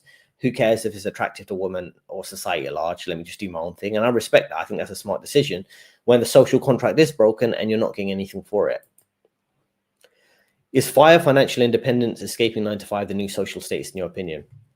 I think the new social status is freedom to live life on your own terms. And in many cases, it does involve some level of financial freedom, financial independence, which would be not necessarily having tons of money, but maybe you are living low cost and living in the countryside, in a rural location, something like that. I think that is the new winning, right? The new winning isn't necessarily having a fancy corporate job title, having an expensive car and a big house in the suburbs. That's not social status anymore. I know people who have that, who are making not good money. If I'm honest with you, they've got some money from their parents to buy that big house. They've got relatively low or average salaries. And if you've got a husband and wife and they're both working and they're working long hours, and one of them loses their job, which I think would be inevitable for many people, how are they going to pay for that mortgage for that overpriced house? So that's not social status anymore, I would say. And many people are falling into that and still playing by the old rules, the boomer lifestyle. That's going to impact them because they're living way beyond their means. They don't realize it. And they're kind of being arrogant and looking down on others. So I would say escaping the 9 to 5, living life on your own terms would be the new social status. But it depends on what that is. Because if you're escaping the 9 to 5, and you're kind of living a very low quality of life, which I've seen some people do when they do move to maybe Philippines or something, and they don't live in a nice location. It's like, oh, was that really a smart decision?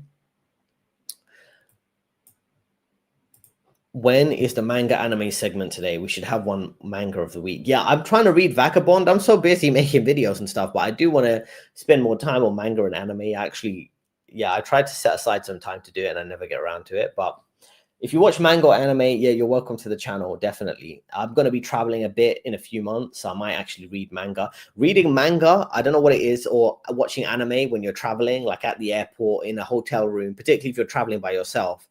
It's a very nice thing to do. It's like very chill. It's very comforting, particularly if you're traveling alone and you're kind of in a foreign country. Definitely a good thing to do.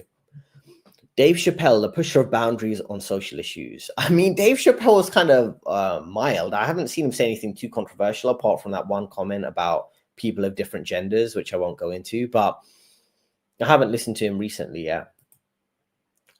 Why is my favorite comedian? Yeah, I think he's kind of funny. I remember listening to him when he was kind of quite big a few years ago, but I haven't listened to him recently. Thoughts on those still trying to climb the corporate ladder in 2020? It genuinely seems asinine, but seeing people I went to uni with on LinkedIn makes me think it's still hope. Okay, 1 second. So I would say, and obviously I have a career channel, right? So I help people in different situations. Sometimes it's people switching between one job and the next as one of my coaching clients, or it's, they've spent some time, they've lost their job and they're trying to find their next job, right? And then there's other people who are dealing with internal office politics, and then that's coming with all sorts of drama, like how do you get people to buy in to get a promotion? How's that going to work for you? So I would say, I don't think it's bad to climb the corporate ladder, but it depends always on the individual circumstances, your personality type, where your industry currently is. Is your industry slowing down right now? Is it speeding up? Do you have a lot of opportunities in your current company? Should you be job hopping? I would say you should use corporate like a whore, right? Like, you see on Pattaya, Thailand, right? Or places like that where it's like, how can I use this to make the most out of the opportunity, right? The same way the company's using you like a dog's body, if you're familiar with that phrase, or the corporation's using you like just like a puppet on a string, a disposable toy that they can throw away the moment they need to. That's how it is, right? That's how you should use the company, right? The company seeing you as disposable, or the industry, so you use it them the same way. So you extract as much as you can from them while doing the bare minimum. Now, what that is, it does vary, depends on your situation. Now, we all see people on LinkedIn who appear they're doing well, but also a lot of these job titles are inflated. And I know people, because I've been in these different roles, and someone will have a super fancy role, director of governance, risk and governance, something like that. And I know what they're doing, and it's not really much work, and it's not really much skilled work. And if they lost that kind of pointless middle management bureaucracy type of role in the middle of a department, not even like front office or back office, just like a pointless middleman, they'd have really struggled to find another job. And I know at HSBC, and this is public information through their major news articles I covered back in March, I think, so many middle managers there, you can get rid of them right now, and they're not going to find another job. So it depends on the situation. If you're climbing the corporate ladder and you realize you're going to be saving money, you're planning on leaving the corporate world as soon as you reach a certain level or you made a certain financial target, then that makes sense. But if you're the type of person who's like, oh, I'm just going to be here forever, and then what you're going to do when you're in your mid-40s, probably working a middle management role where you'd struggle to find another job like that elsewhere, and you didn't save and invest the way you should have. You live beyond your means, got a big house in the suburbs you can't afford. So you should climb the corporate ladder if you've got a long-term plan and you're constantly adapting and pivoting, right? And it is difficult because we don't have the stability. You're constantly stressed about, okay, what's going to happen next in my career? But another thing I just want to say before I move on to the next comment, do not get caught up on what people say on LinkedIn. So many people make their lives look better than they really are on LinkedIn, on what was I going to say? On LinkedIn, on Facebook, things like that, on Instagram. We all know people exaggerate. I know people in real life, and then their LinkedIn and their Facebook is completely different. And that's why I try to stay off those platforms unless it's career related. Dangerous equals cope to label man is disinterested in work themselves to the bone for the economic production. Yeah, if the system can't use you, it's going to label you something. Oh, you're far right, you're conspiracy theorist, you're anti this, you're ism that, because they can't use you. And I want to, there's a quote I've actually came up with, you know, they hate you because they can't control you. And that's very important. I'll put it here. They hate you because they can't control you. Now, this is important, right? Because this applies really to everyone. This could apply to boomers who are trying to tell you how to live your life. They hate you because they can't control you. I'm going to put this on the thing right now. They hate you because they can't control you. I just think that's so important. I mean, I think about this all the time. When you're not doing anything to bother anyone else, and maybe it's a baby boomer saying, why aren't you married yet? Why haven't you bought a house yet? It's like, that doesn't impact you directly. I don't know why you're so angry at me. When you're just minding your business in public and someone gives you a bad look, and you're just like, well, because they're thinking, why are you dressed like that? Why are you wearing a hoodie, for example, in public? Or why don't you have the same opinion as me? Why don't you agree with the consensus opinion? Because you have a mind for yourself, you have critical thinking skills, you're a free thinker, shout out to Kanye West, and things like that. And they hate you because they can't control you. That's what it comes down to. Now, we've got tons of comments, man. We're having fun with the comments. Let me go back here.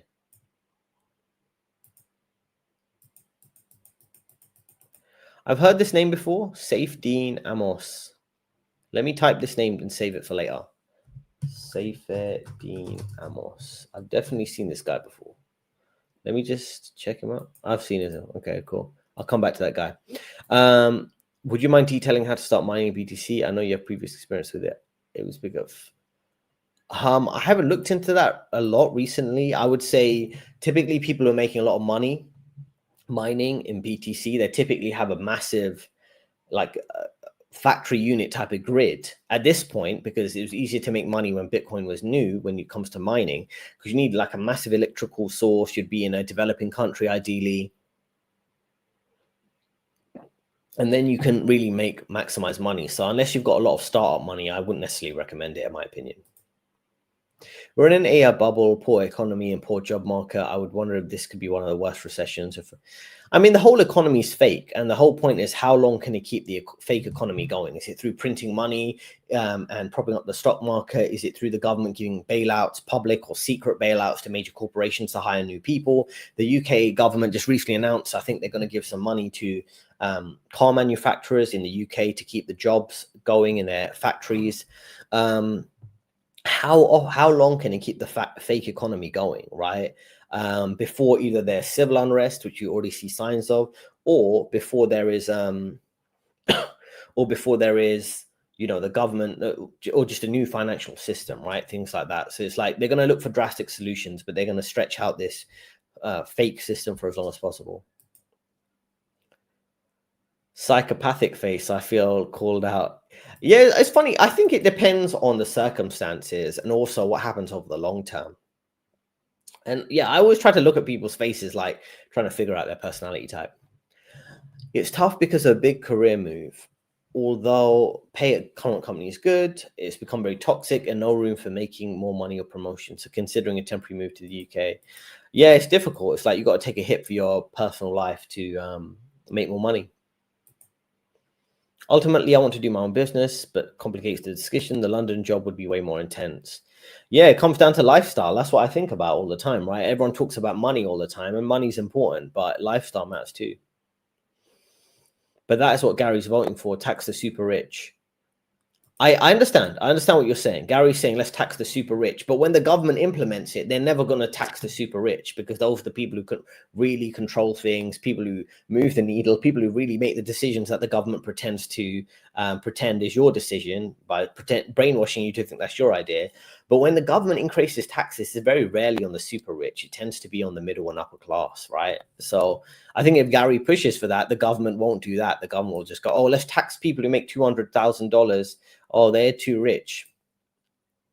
How do you see the future of active asset managers, portfolio managers? I think we got this question last time, but I think there's a lot more people having success with passive investing, and also AI will be implemented. But I think there'll always be some sense of experts, because these experts, a lot of that is marketing and giving people safety to a pension fund, to a major investor by saying, oh, we know what we're doing, and people don't want to think about it, so they just delegate it to some of these asset managers to manage.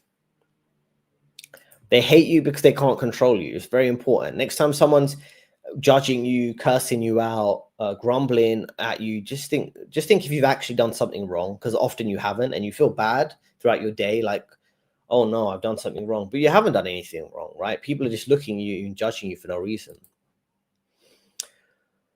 What is the best company you work for, you say, in terms of personal experience? I would say it depends on what you want, right? Because you have a more laid-back lifestyle at a European investment bank like HSBC. You have more of an intense work ethic at a Goldman Sachs, but then also Goldman Sachs on your resume is very, it's a statement. It's like saying, okay, I'm actually really good at what I can do, and I've done that for several years. Morgan Stanley is a bit of a balance of the two, but it also depends on the department you're in, the team you're in, the management you're dealing with. So you could have a bad manager at a good company, right? You could have a good environment. You could have a chill work environment at even an intense company like Goldman Sachs, right? If I'd say overall, where I learned the most, where I developed the most, it'd probably be Goldman Sachs, right? But obviously I don't want to say anything to get myself in trouble. But, you know, if you have more intense work environments, you might have more difficult work personalities, right? And people you might not personally like. JP Morgan. I didn't work at JP Morgan. I interviewed there many times. I did quite well in the interviews. But I assume that would be quite similar to Goldman Sachs.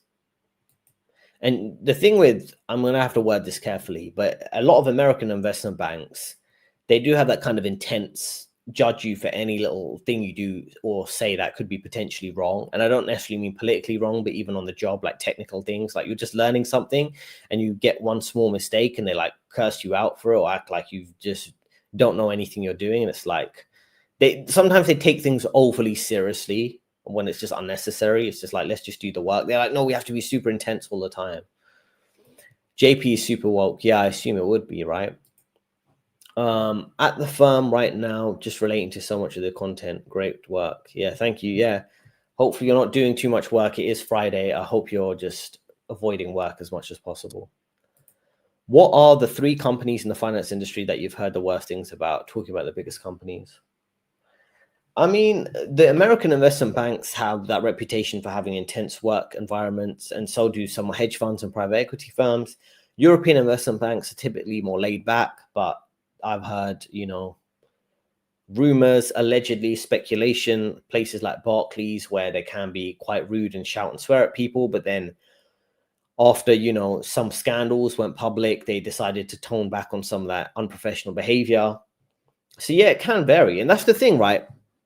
I give you my experience, and I try not to name certain companies at certain times, like I've done with my last few minutes of answers. The whole point is, it depends on where you're at, because you can't say if you've got a company of 4,000, 5,000 people, how can we say the whole company's a particular way? I know they have a general company culture, but I'm sure there's parts of Google which do no work, which probably did no work over the last few years before the layoffs. And then there are other parts of Google where people are working super intensely, and they're literally, can't sleep at night because they're so stressed out with work. Same thing with Amazon, right? Now, I went through all the comments. I do want to get through this, and then I'll come back to the comments, but that was good. So let's go through this. Now, what we've got here is, one second, where are we?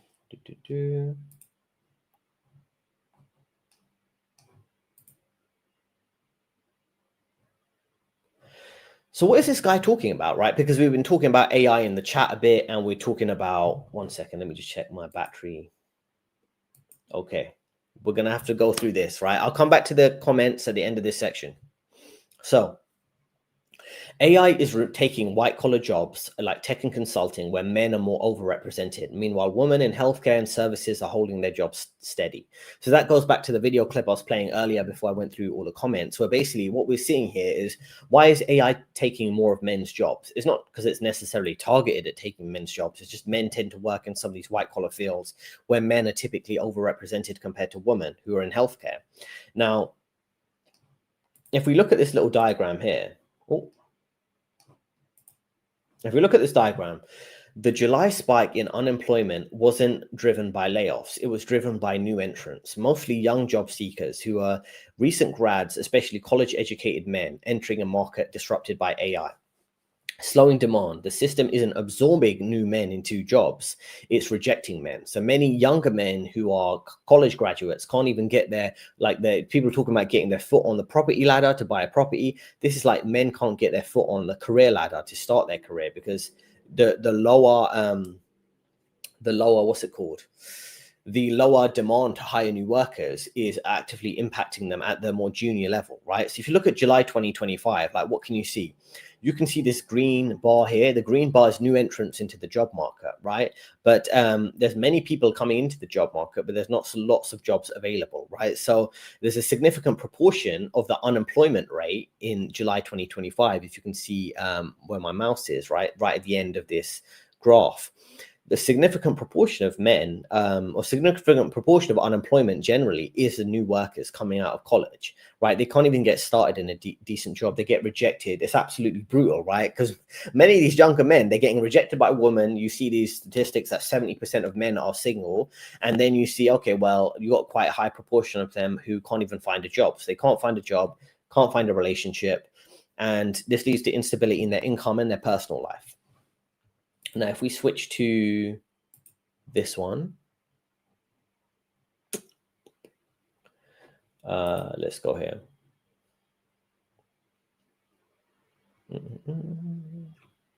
Yeah. So women and men, they say, are living in different work worlds when it comes to work, right? So when we've got young men here, it says young men cluster in sectors vulnerable to AI disruption, tech, finance, women dominating healthcare and education, which is more insulated from automation and economic shocks. This occupational split explains why unemployment is rising for men and not women, right? So I think part of this is AI, but also demand, right? Demand is shifting and changing, right? Like I say, a lot of the service sectors, Asian population, that tends to prefer women tends to prefer industries where women tend to be, like healthcare and things like that. So not necessarily like a targeted agenda to ruin men's life, like some people tend to think. Maybe that's part of it, but that's not all of it. So, women tend to be in the retail sector. As you can see here, the top of the graph, you can see the blue bar is woman and the brown bar is men. So what you tend to see is, okay, women are working in the retail sector, they're working in food services, they're working in healthcare, and you can see the massive gap between men and women here in the healthcare industry, right? So women are like,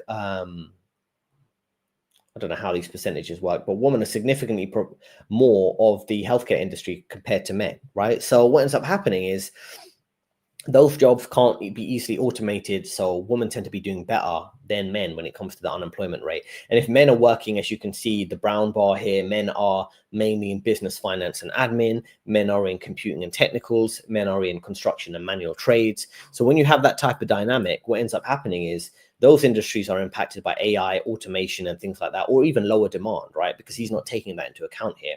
So there's less demand for some of these office jobs, men in finance and things like that. There's a complete downturn in the tech sector. Construction is slowing down because maybe there's lower demand for building new properties because there's tons of properties people aren't buying. So that overall leads to more men being unemployed.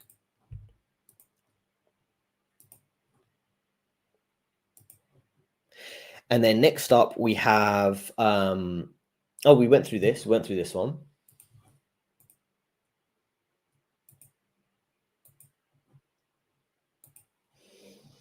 And this goes to in a bit of detail through the gender occupational split, right? So men dominate in the physical and technical fields like transportation and STEM. Women are concentrated in services and caregiving roles that are more resilient to AI, right? And you can see this again, women tend to be more so in sales and then services, which I went through before.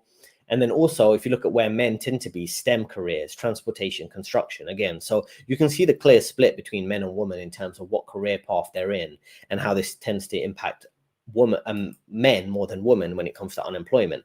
And women tend to be more in the soft skills like sales and services, people skills. Men tend to be more in those kind of hard skills, technical skills, working in STEM or physical skills, construction, things like that. That's where they tend to be more impacted by the shift is in the economy. Now we're going to look at women, right? Women are now the majority of junior white collar roles. Now, why is this, right? We're going to go through this in a moment here. So what you can see here is, right? So it says, in fields like law and consulting, women now make the majority of junior level workers. The youngest age groups are majority female in things like law and consulting, reflecting a generational shift on who's entering white collar professions. This divide is why tech layoffs and AI disruptions are hitting men harder. Men are losing ground, not just to AI, but to women in rising, stable, competitive fields. And in my opinion, a large part of this is DEI. This isn't AI, right? So if you've got more women going into some of these highly valued, high status jobs, law careers, management consulting careers, that's not, AI is not creating that, right? That's because these companies, whether they want to admit it or not, under DEI and even before DEI, through gender equality hires, they want to have a bias of hiring more women because they already have a lot of men, the older men at more senior levels. And based on that gender bias, it negatively impact younger men, right? So older men had the good life, they had maybe a bias slightly favoring men over women, and now all the younger men are suffering for that. Younger men can't get jobs because you have a DEI impact, gender equality hiring to benefit women. So you have more women in a lot of these legal and management consultant jobs at the junior level compared to men, and men are deliberately not being hired because of this gender bias type of thing, right? A lot of the women who are many of the legal and management consulting type of roles, they are employed quite significantly, as you can see here. So if you would say 50%, I assume this is how it works. It's saying, okay, so when it comes to the older age groups, you can see that women are about 40% roughly of the legal and management employees, but at the junior level, they're up to 60 to 70%, right? Roughly, yeah, going through it roughly. So like, let's just say 55 to 70% of legal and management consulting roles at the 22 to 24 age bracket. That's a massive shift. Women are going from 40% all the way from in previous generations, women were 40% of the legal department, 40% of management consultants, and now they're 55% to 70% of the legal department or the management consultant department. And I noticed how vigorously they were supporting hiring a lot of women, particularly white women in a lot of these roles, you know, the AWFL, affluent white female liberal. Those will get a lot of the preference, right? It's not even other demographics of women and things like that. So it really is a bias, right? I think this is 100% proving my point.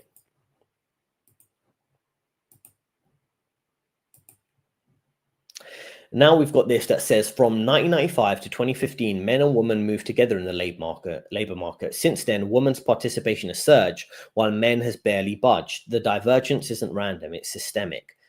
Look at this graph. I think this is the most powerful case for some of the points I've been making or other people you hear making about men in the job market.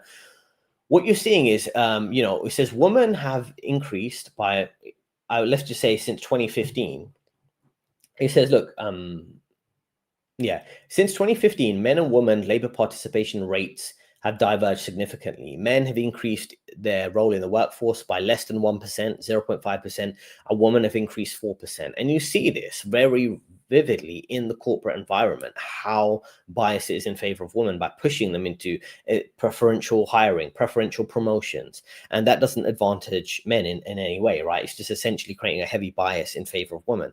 The system is pulling more women in the workforce, right? While men's workforce is staying the same. So it's making it's kind of such an obvious bias, because if you have gender equality, you should be men and women going into the workforce at the same rate, right? The green line is significantly higher than the men's here, which is the orange line here.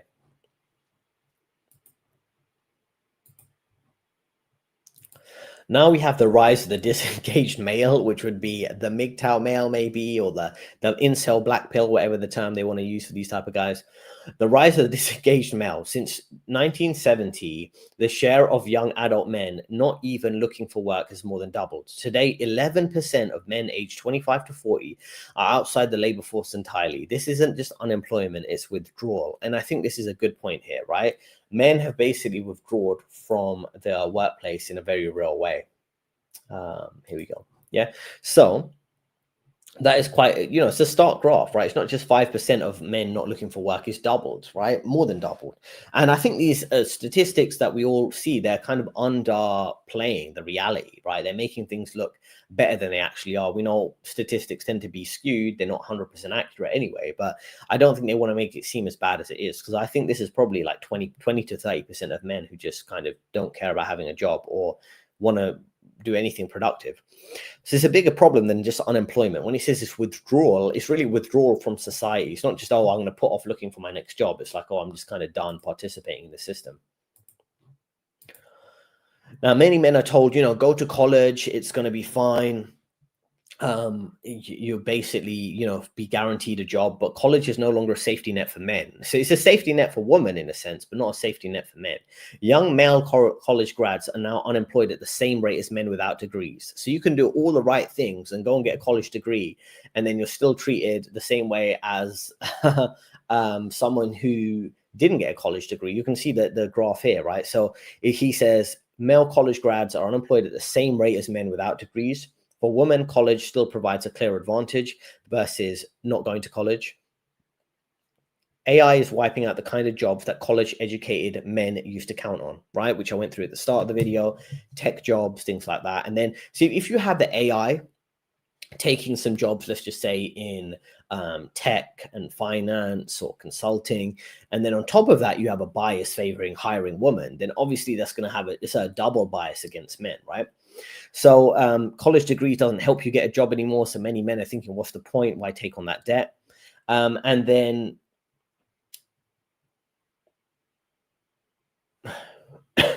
as the graph says, right? So young male college grads are now jobless at the same rate as non-grads.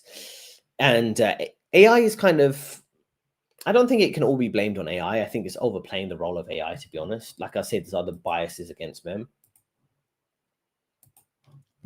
Then we've got here, a rise in graduate unemployment is concentrated amongst men. Unemployment is climbing for the recent college grads, but almost all of that increase is among young men. Young women with degrees are seeing no similar spike. The job market is shifting in ways that disadvantage educated men, right? So you got millions of men. I know there's so many different statistics about how many men are unemployed, particularly in the US. I think it's 5 million, 7 million unemployed men not looking for jobs. What will they do, right? Are they going to, like I say, get involved in civil unrest, things like that, become radicalized in one way or the other? So many different ideas there. Now, if you look at this type of divergence here, you can see, the rise in graduate unemployment. There's kind of a stark, notable difference between men and women when you can see it, right? And you can see it happen in recent years. The pandemic or the lockdowns, I don't know how we can describe it on this platform, but 2020, you can see there was a similar pattern. But then in recent years, let's just say 2023, 2024, you see a massive rise in men being unemployed. And I think about this in society, people I deal with in real life and things like that. There definitely was a pickup also with Andrew Tate and content like that. And I always think, like, why did that happen? Why did Andrew Tate all of a sudden blow up around 2020, 2022, I think, right? I think partly it was a good marketing strategy and short clips on TikTok, but partly it was so many men hitting a brick wall in their life time and time again: unemployment, relationship breakups, divorce, all this constant media bias against them. And, many men kind of gave up around that time, the same time Andrew Tate was kind of hitting his popularity, covering some of these points. Unemployment is climbing fastest for young people. I'll definitely come to the comments soon, Davi, but I just want to get through this. We are here for okay.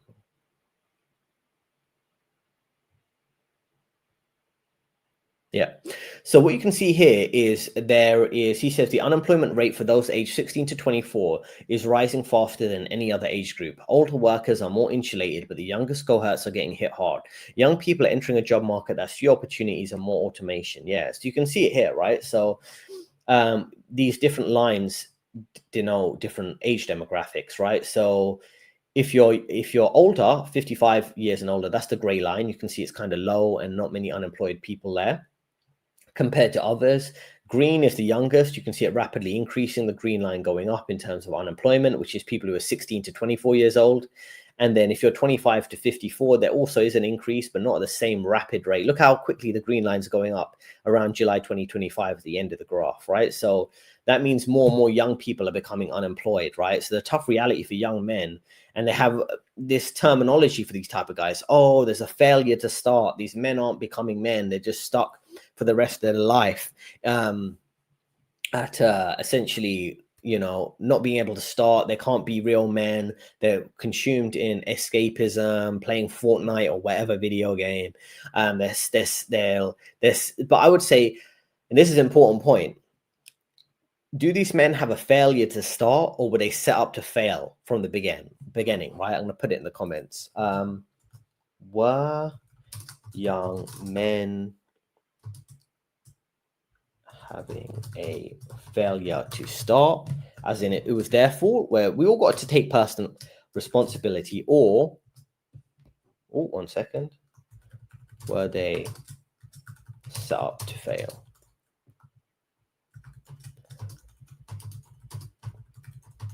In my opinion, when we think about that personal responsibility versus what's actually going on, I think men were set up to fail in this system. This system set up so many traps, lies about what it takes to be a man, lies about the economy, lies about gender dynamics, lies about what's good for your health and what's not good, lies about pretty much everything. And then, and particularly younger men who are brought into this really feminist brainwashing throughout the education system and biases and hiring against them.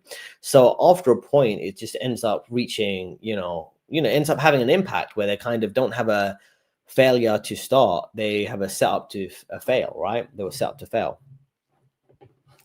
Now, I will come to the comments. I just want to go through a few more things here.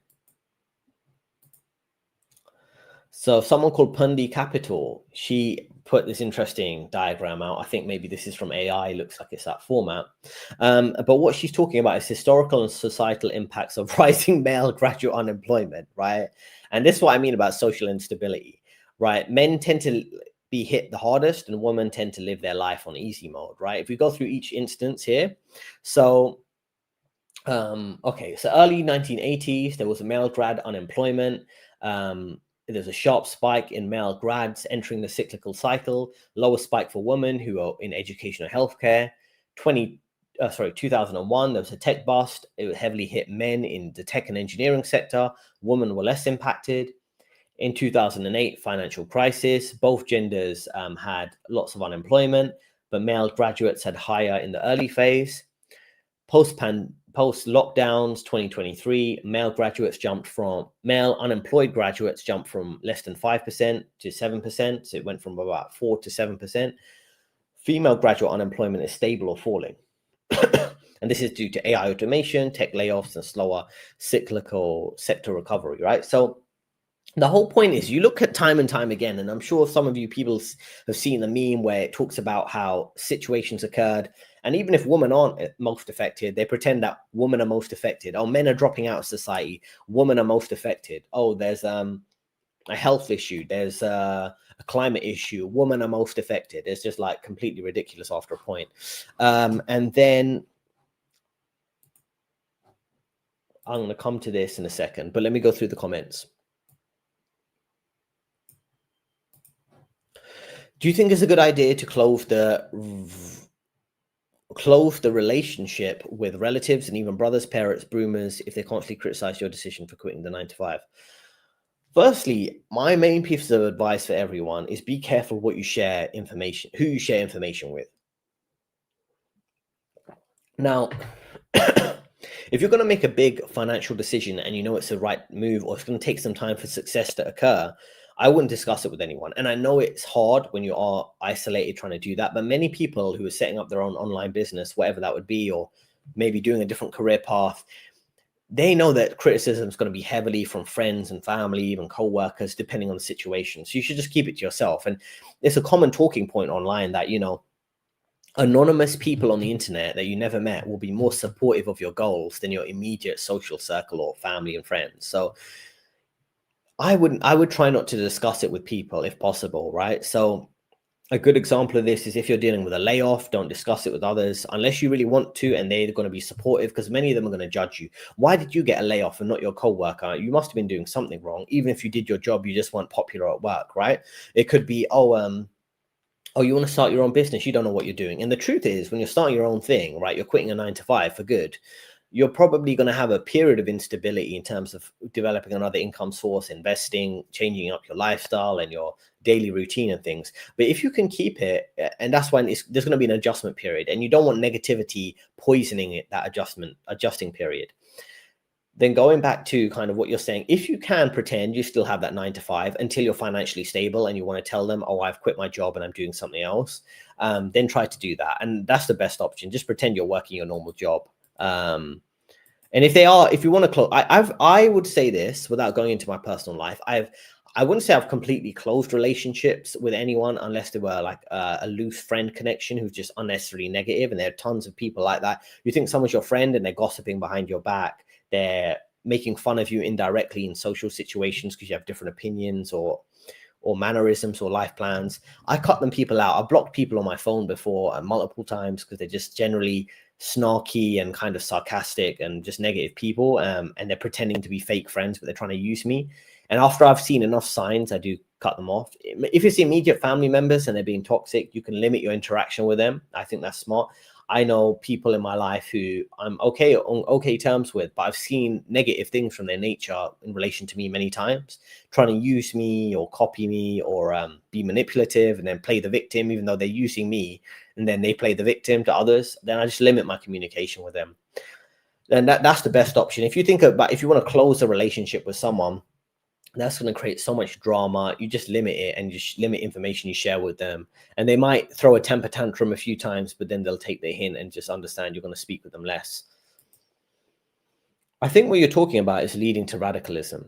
Think about what happened to Charlie. The person that ended Charlie had a 34 ACT, which I assume is like the SATs and the grades and stuff they had to do in America. Yeah, I definitely think so. I mean, there's so many different theories about what happened to Charlie and who was involved in ending his particular life circumstances. So I have to be careful what I say. I know Candace Owens has been going completely wild with her theories, if you're familiar with Candace Owens. But the point is, Yeah, I definitely think that, because what was that guy doing? If we believe the official story, this guy was playing video games. He was in Discord with radicalized people who had all these radical left-wing beliefs. He didn't have any friends or many friends. I don't know all the details, but he's basically kind of an isolated video game player, right? Who was talking to people online. And there's tons of people like that I see on YouTube, right? There's a new niche on YouTube, which is kind of funny, where it's guys playing video games and just talking about life, and typically like black pill channels who be complaining about the state of things, which they're making some valid points. And some of them made some money in crypto, and they're not, multimillionaires. They made maybe 6 figures in crypto, and then they just sit at home playing video games. They're like, I hate the way my manager talked to me at work. I just decided to quit my job and live with my parents until I can figure out what to do next, or maybe make a bit of money on YouTube ad revenue. And the point is that when men drop out, what do they do, right? When men become radicalized, what do they do? And I think some guys do good things, like they go to the gym and read philosophy, right? There's a funny meme online where a woman posted a tweet. She said, men only want one thing and it's disgusting. You might have seen that meme.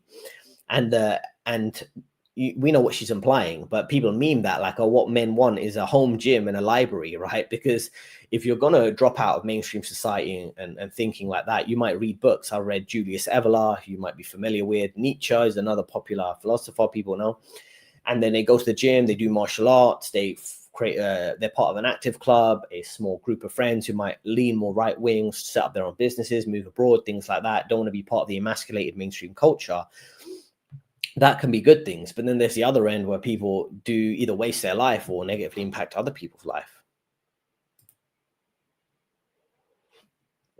Vince is saying they're set up to fail, right? Most men are set up to fail unless they're with a dad who owns a company, or they're working for a company where their dad owns. Yeah, I think that's possible, right? And I also always think about that, because I don't have kids now, or I'm not in a relationship, but I thought in the future, how would that operate? How do you set up your future son or daughter to succeed? Because there's so many negative influences, there's so many lies and brainwashing in the public schooling system.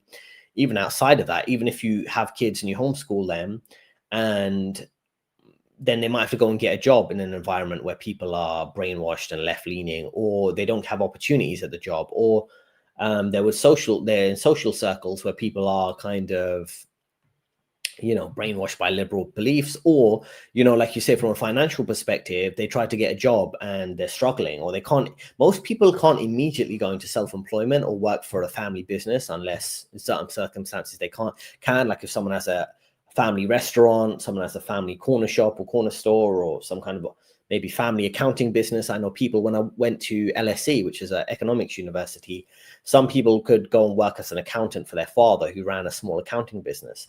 So that is possible, but most people are going to struggle in a sense if they don't have that kind of connections and backing. How will the 100K H1B visa crackdown affect men or help men? So I'm going to cover this in a future video. I've been doing some research on this. I think a couple key things I'm noticing. Firstly, this crackdown, from what I can see, isn't necessarily impacting some existing workers. It could impact future workers. So that could mean more jobs for American workers over the longer term, compared to the American companies just hiring H1B visas, like foreign Indian workers, to work in the US. So over the longer term, it could benefit American workers. But I want to see how this plays out, because what ends up happening is Trump or any other political figure, they have this big announcement: we're cracking down on this. From now onwards, we're not going to take foreign workers. We're going to limit the amount of migration. We're going to have more mass deportation or whatever. And then nothing actually happens, or the rule becomes so gray, just creates more bureaucracy, but the same thing happens. Like they go from a H1B visa to HC visa, and then there's certain loopholes that people can use and companies can use. Because these companies, particularly in the US, these major corporations who are friends with Donald Trump, all these big tech companies, you might have seen recently, Bill Gates, even though he's super controversial, and others, Zuckerberg and things, they had this big dinner with Trump. Go and look up the tech dinner with Trump, right? He's sitting around with them.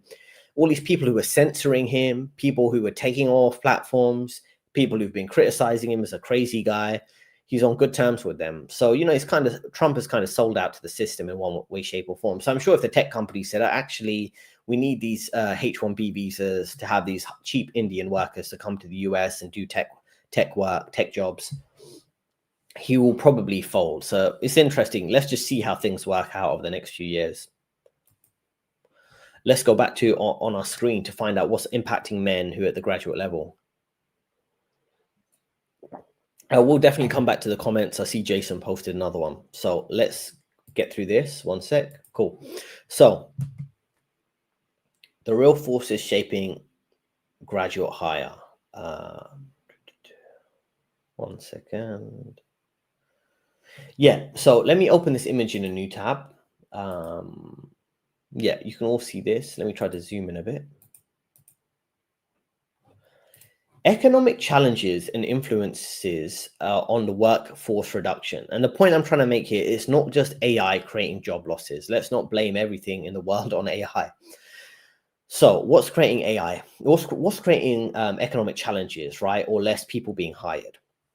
So we have 34% of the reason why people aren't being hired is because of economic challenges, because the economy is slowing down. They're similar to 27% and 24% at the top row. You can see here, the market shifts lowering demand, right? Then you have adjustment to the current demand. So basically there's slower economy, so less people are being hired, including more graduate workers, right? Then it says all these 20% really is saying we're improving processes, we're restructuring and downsizing, staff are leaving on their own cases, on their own initiative, and they're not replacing people who are leaving. Some jobs are being automated, skill changes are occurring, and then project-based roles are ending, right? They have a project and then it ends. The point I'm trying to make here is that there's many different reasons why there's a decline in hiring for people. And it's not all AI. You have a slower economy. You have basically teams that are changing to work more efficiently based on what they're saying. So that's leading to job losses, and they're just not hiring as many people back. They're like, okay, well, we've had some job losses. We don't want to hire more people back. The economy is slow. If we're having people leaving the company, let's not replace them. What's the point, right?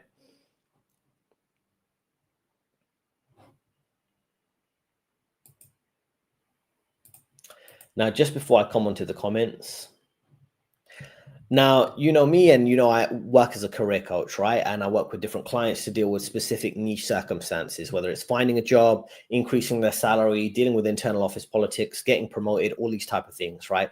So if you want to win more in this kind of difficult economy, you want to learn the unspoken rules, right? And protect your reputation, deal with this difficult scenario where all tend to be dumped in, right?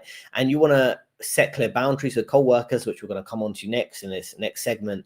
And you want to earn your respect through smart strategy, right? Both in the economy, in your job search, dealing with different co-workers, dealing with this kind of broken social dynamic you have to deal with at work so you don't get cancelled and you can actually progress and craft a very successful career. So if you're interested in that, there's a pinned comment.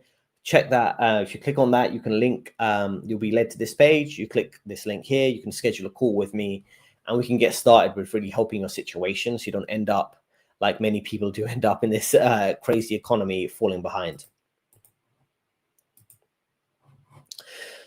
Now, let's go to Jason Lee. I personally think there's a global agenda to bring in a system of control and eliminate men as part of it. Men are more rebellious, hard-headed, and more willing to buck the establishment. Yeah, I think that's definitely true. They definitely want to reduce men in the economy, in the system. They do know the biggest, and I've got to word it so carefully on this platform, right? The biggest source of upheaval and change in a system is even a small group of organized, efficient, skilled men, right?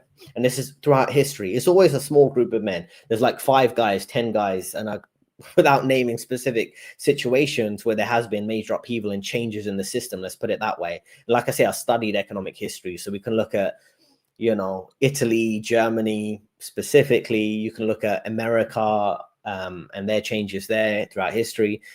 I'm ethnically from India. There's been changes there. It's normally a small group of very organized men who take over a system. And the system and the way I see it is when you have an establishment, they have 2 options.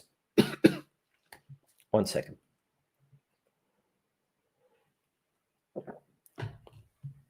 A system has 2 options, right? When it comes to people, when it comes to working age and military age men, you can either co-opt them in your system and build a system that's heavily based around benefiting working age, military age men. And that's how you get their buy-in to the system. And what you typically see when you have strong leaders, a strong dictator, or even a democratically elected leader, They have such backing from the working age, military age men. The men will literally rally in the streets in support of him, out of voluntarily, not under the threat that they'll be the government will go after them if they don't. Men will be marching in the streets. They'll be doing, you know, military parades and things like that. In my opinion, that's a sign of a healthy civilization, healthy country, healthy power dynamic, right? And if the system doesn't want to do that, it does what you see here. And what's the opposite of that is marginalize men, demoralize men, emasculate men, control men through women, saying, oh, if you don't do everything that gets a woman's approval, you're the problem as a man. If you don't do what your baby boomer parents say, which is play along with the system, you're a problem as a man. And that's why you see, you know, young boys who are in school getting pushed to, oh, there's something wrong with him. He has ADHD, ADD. He can't focus. He has to take this big pharma medication. Oh, we have these men, they're just not progressing in their career because they're not playing along with the game. They're not putting up with this constantly being mocked or the unfair treatment that women seem to get in favor of them versus the men. Oh, the men aren't socializing. They're basically playing shaming tactics, gaslighting tactics, even though they're lying to you and giving you a shitty deal to participate in this fake system and this fake society. And that's how the system's trying to control you. Here's a distraction, play the video game, spend time all the day online. And I'm not saying any of these things are bad things, but these are clear, like pushing you in a particular direction. Put on the VR headset and ignore reality, you know, accept your low paying job while we promote women because of gender bias or some nonsense like that. So I think they do know that they're basically applying a control system on men specifically and society broadly, because it's not going to be older men with a investment portfolio who are going to change the system, right? Your millions of dollars in a stock market portfolio as a 55-year-old man is not going to change anything.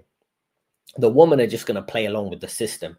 I remember women at the start of the whole lockdown situation in March 2020 who were laughing at people wearing masks. And then when it became a trend and normalized, they all said, oh, everyone has to wear a mask. I remember being in a grocery store saying, and some woman working there like, oh, if you don't wear the mask, people are dying. They're passing away if you don't wear the mask. I was just like, yo, this is what I mean. Like, they follow the trends. They need a man to do the thinking. Otherwise, you know, you have the situation we had where the government was like, you can't leave your house. That's crazy. Do you think the divorce laws in the West will be changed in the future? The demographic collapse looks scary. Who wants to have a family today? The divorce rates are too high. Yeah. And I'm not sure. I think I see you as a new name here, but I'm going to go and find the comment that I had before. 1 second.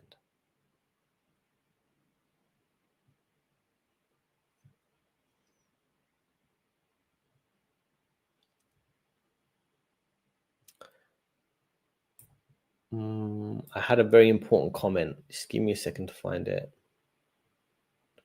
Can't find it.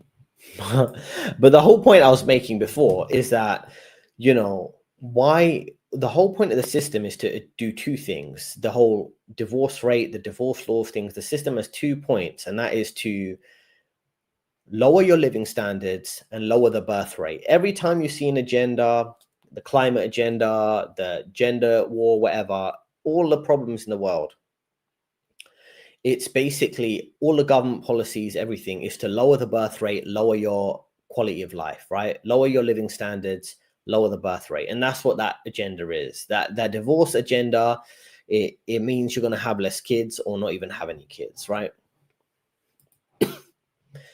Vince says, if everyone migrated to EU, the European Union, which continent is next? Africa is empty. So yeah, I know mass migration is a heated topic. I don't agree with mass migration. I think most people watching this wouldn't. You can't maintain middle-class living standards without having, you know, some controls on migration. If you just have government handouts for people coming from different countries. Which continent is next? What do you mean? Which continent is, what do you mean? I don't think everyone is migrating to the EU. I think a lot of people are, and I think that's creating a lot of social tension. I think obviously the government is giving lots of people coming to the countries free handouts, while other people who are in the West have to pay higher taxes, can't afford to buy a house, have kids, live a decent middle-class lifestyle. And like I say, the system, even though we see a lot of racial tension, a lot of religious tension, the system wants a mass underclass.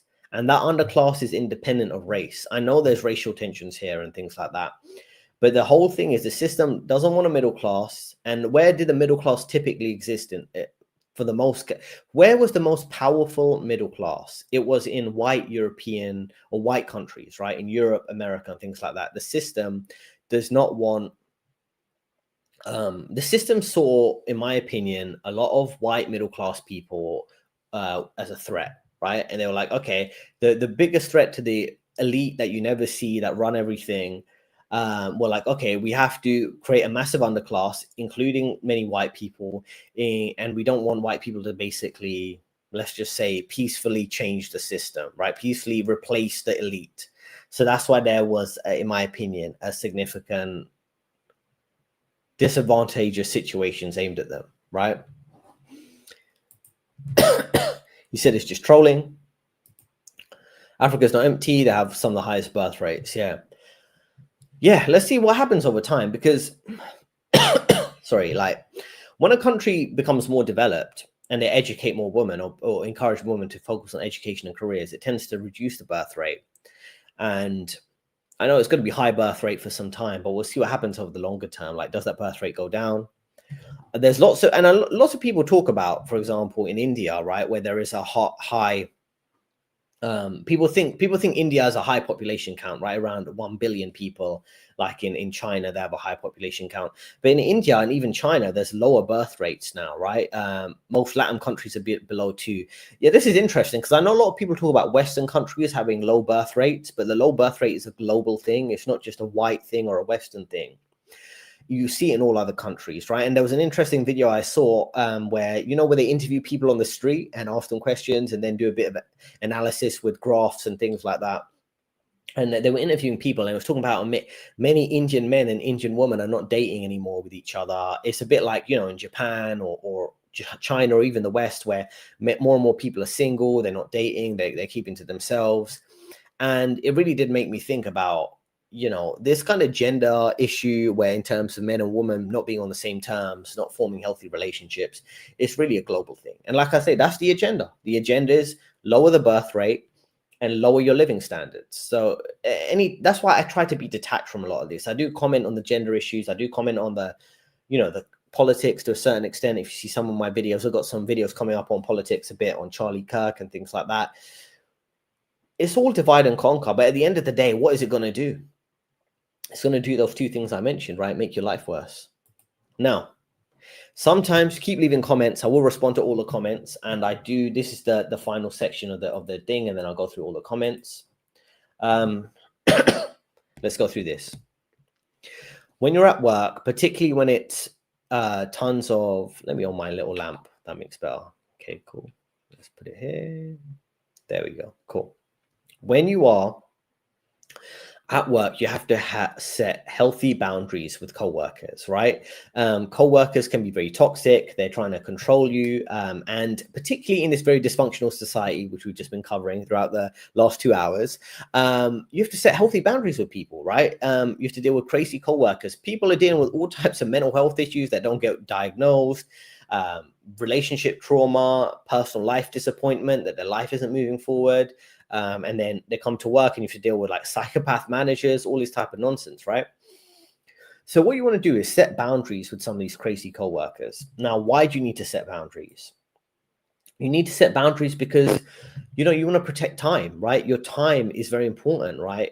There's a phrase, I think, if you know the rapper Kevin Gates, and he had a phrase, I greatly value my time, right? And he would post that a lot around a few years ago as one of his marketing campaigns. The whole point is you have to greatly value your time, right? Your time is limited. You can get your money back if you make some losses, but your time you're never going to get back, right? You have to set clear boundaries to stop others from piling on tasks onto you. You have to protect your schedule so you can leave work on time to spend with your family, your fitness, whatever that would be, your finances, organizing your personal investing. You have to set clear lines of respect. If you let people push boundaries with you and people try to create a bit of banter, people will really push the boundaries too far. I realized I try to be respectful with others, but I try to make sure they don't think I'm too friendly, that they can walk all over me or make some disrespectful jokes. Because sometimes people's line when it comes to what joke is appropriate at work is really vague. And then if they make a rude, crude joke at you, like insulting you, and you're meant to laugh it off, you make a similar joke about them, they're not going to take it as a funny thing. But there's certain people who are popular, you're not allowed to disrespect. But if you're unpopular or less favorable in their work environment, people will cross boundaries with you and disrespect you. That's why you should always, I wouldn't say necessarily be serious with everyone, but just keep a line of respect, like, through the way you conduct yourself. And we all know this as a man, right? When you're interacting with other men, there's certain lines that don't get crossed, right? You can sense from someone's aura, someone's general energy around them that they're not to be disrespected. And I recommend you conduct yourself like that at work, because not only will other men try to push your boundaries with so-called banter and jokes, try to insult you and expect you to laugh it off as a little cheap shot that is not a big deal. Other woman co-workers, they will do shit tests. People know the term shit tests, when a woman is testing you to see how you react by pushing your boundaries, to see if you put her back in a place or cut relationship off with her. This happens at work, right? Female co-workers will make passive aggressive comments to the point where it's like, if you react, you're going to get cancelled, but she thinks she can get away with it. And I realize a lot of men put up with this, but with me, I'd always set kind of a clear boundary that I don't really put up with that, and that I had to deal with it, but to a much lesser extent than other men had to, because I just came across like, oh, I'm not going to put up with that. The other thing is stress, right? We all know what's going on in the world. We covered Charlie Kirk, these dysfunctional relationships, things like that.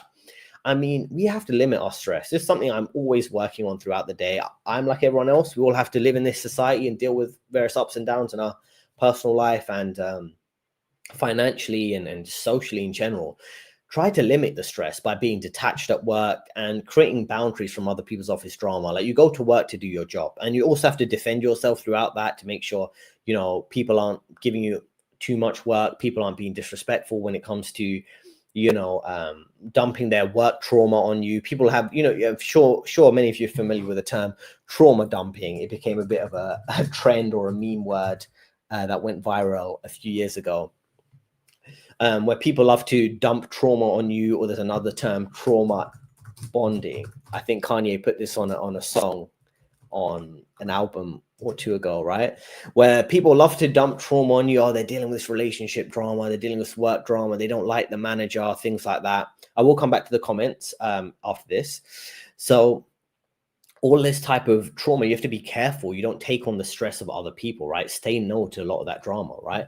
And I realized a lot of the women, because they understand the workplace is more of an emotional, soft skill environment, they're a bit better at saying no to this or managing a lot of these nuanced social circumstances than men, because you can't be as direct as you used to be in the work environment. You end up having to kind of, how do I say it? Like, men don't have as much patience for a lot of this social nonsense that other people would. So how do you set the boundaries? The first thing is you want to begin with a boundary, right? And what do I mean by that? If you start with a boundary in your job, then people won't disrespect it, right? So if you start a job and you start working super late and arriving super early, they'll expect you to do that for the entire decade if you're working there long term, right? If you're doing this sorry, I have to respond to this comment because I do like this comment. You know a lot about rap music. Yeah, I do. I grew up listening to a lot of rap music. I still do sometimes, not as much as before. I'm listening to Jay Electronica now. There's a very funny rapper. I'm gonna have to put him here because this guy makes me laugh. There's a troll rapper called Ricky Bascom. He makes jokes about everyone and everything, and he's not like right wing or left wing. He made a funny song about Charlie Kirk, and I know it's going to trigger some people, but he's such a troll. And he made a song about High Value Man. If you're familiar with it, that's his most popular song. He makes all types of crazy songs. The gym isn't working anymore, etc. He's got all these funny songs. If you listen to rap too, you should definitely check this guy out. I'm listening to him all the time right now. So let's go back to this. You need to begin with boundaries, right? You need to set clear boundaries. So what do I mean by that? If you don't set clear boundaries at the start, people are going to disrespect you. And I know, because I've done that, where I start a new job at like an American investment bank and I end up working late to kind of, really do good quality work, but also to show I'm willing to do what it takes to push forward. And I realized that wasn't really paying off, but also they just expected me to do that on a regular basis. And then people will always test how far they can push you, right? Like I say, if you arrive early, work late, go to work drinks, share info on your personal life, things like that, they'll constantly push that boundary. So if you set clear boundaries from the start as you mean to go on, right? So you agree a smart start and finish time with your manager, have a decent excuse to avoid too many work drinks, right? With your with a frequent excuse, right? And what do I mean by that? Like, say you have physiotherapy, right? That's the most easy one, because it's like, oh, you have ongoing sessions, and oh, you always seem to have it around the time when it's work drinks. And I'm not saying you should avoid every work drinks, but just a regular excuse.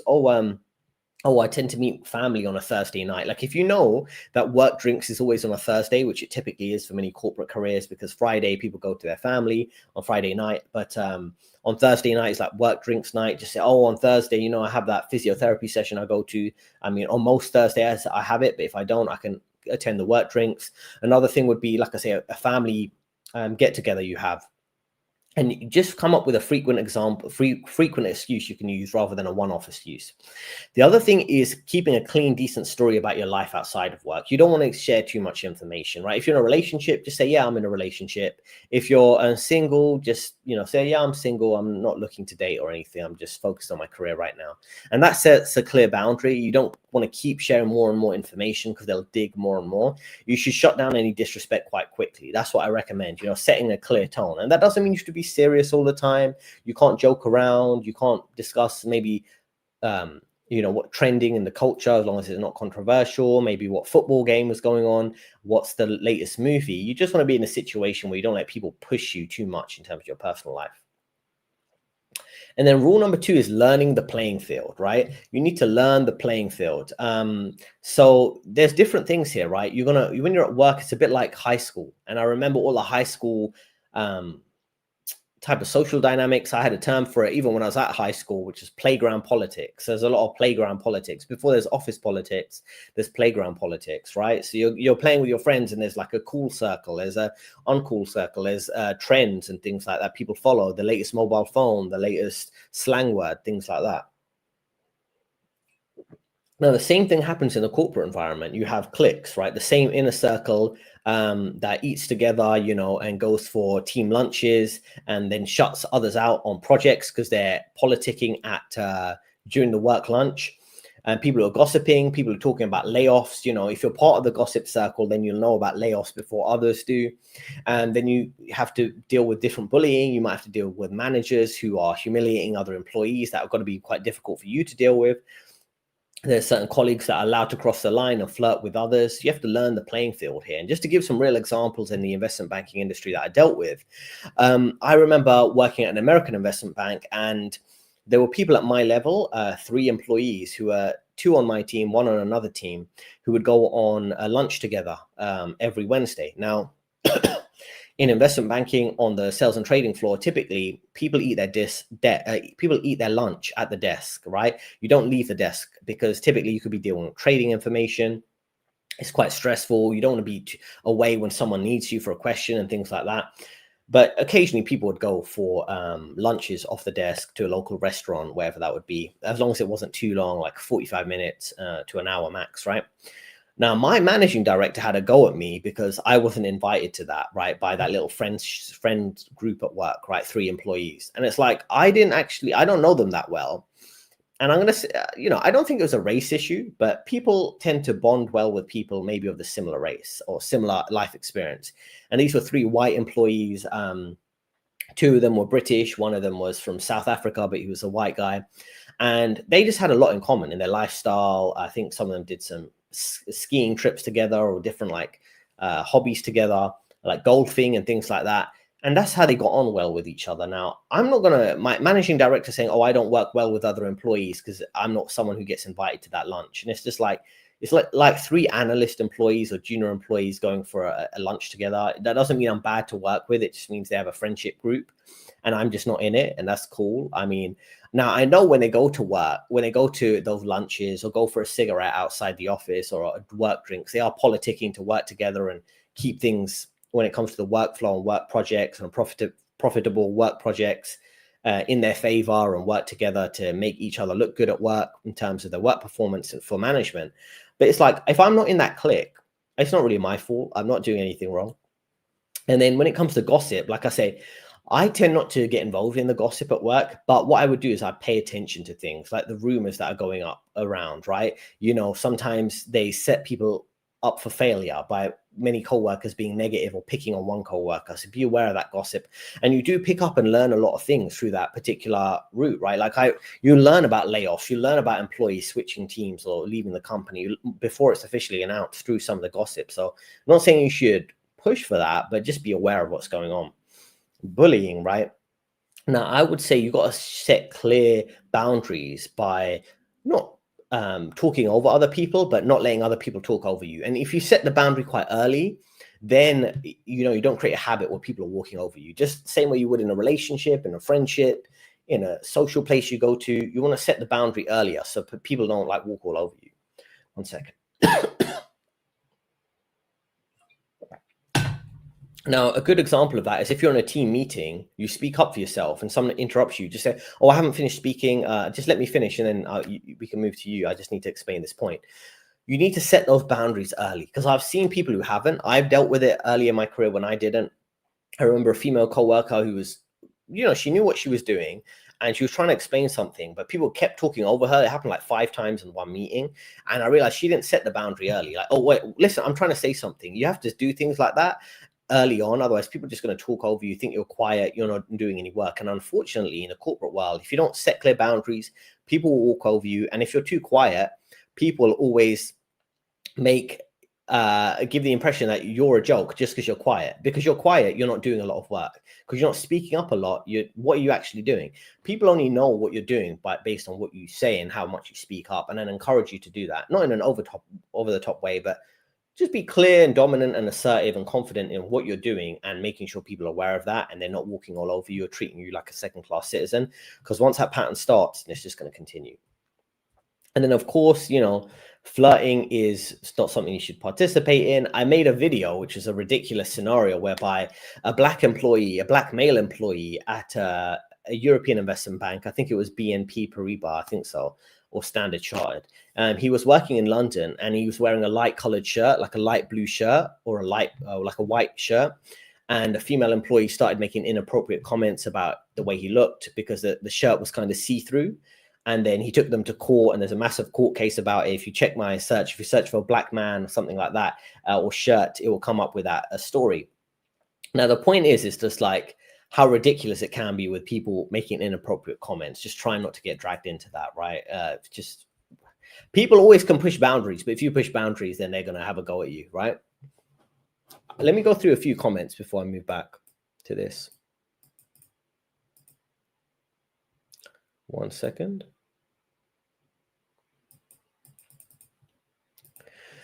Do you have any strategies for detaching from work each night before going to sleep, especially when something negative is going on at work that you might be worrying about? Yeah, this is very difficult to deal with. I dealt with it so many times when people were really pushing my boundaries at one company, one particular manager. I'm going to make a video about him probably next week.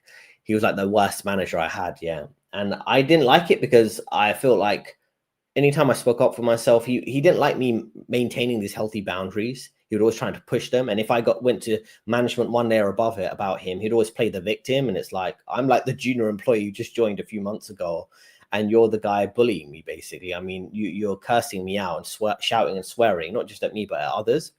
So it's quite difficult to deal with. And I realized that's why I had problems sleeping, because I like to maintain my self-respect, even if it cost me a job or something, right? So let's go through this in detail. So if you're dealing negative situations at work that you might be worrying about, I would try to get down to the root of it. Like if it's a layoff, what's the solution? A potential layoff, the solution would be find a new job, right?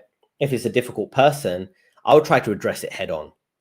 Now, the whole point, and this is why a reoccurring theme in my videos, is things like minimalism, saving, investing, living below your means, focusing on your freedom, not just the finance aspect. The whole point of that is that when you are in a difficult spot where you're dealing with something negative at work, but maybe it's just general negativity, you can job hop because you've got a good career set of skills, right? Or you've saved enough that you can go and be unemployed for a little while, right? Before you figure out your next move or go live somewhere abroad. Like I think you said you're in Thailand, right? The whole point is that gives you space. You want space and time, right? And that's what money is really giving you: is space, it's time, space to live how you want, time to live at your own pace, right? So if you're having a hard time going to sleep, I'll try to find the route and what action you can take. And sometimes the action is difficult, whether it's a job hunt, job hopping, moving to another job, or if that negative thing is someone individual and you have to address them head on, then sometimes you have to do that. And you have to do that at the risk that you might get fired, or they're going to put you in a difficult spot where it's going to push you out of the company. And I dealt with that from that difficult person where he tried to push me out, tried to curse me out. He took me to, and I'm going to include this in a video that I'm going to record, like I say, next week, where this manager, he basically took me to a room when I was escalating things that he was doing that was inappropriate, like swearing at me and things. And he was like, basically like, oh, he basically threatened to ruin my career, or threatened to make up things so I would get fired from the company.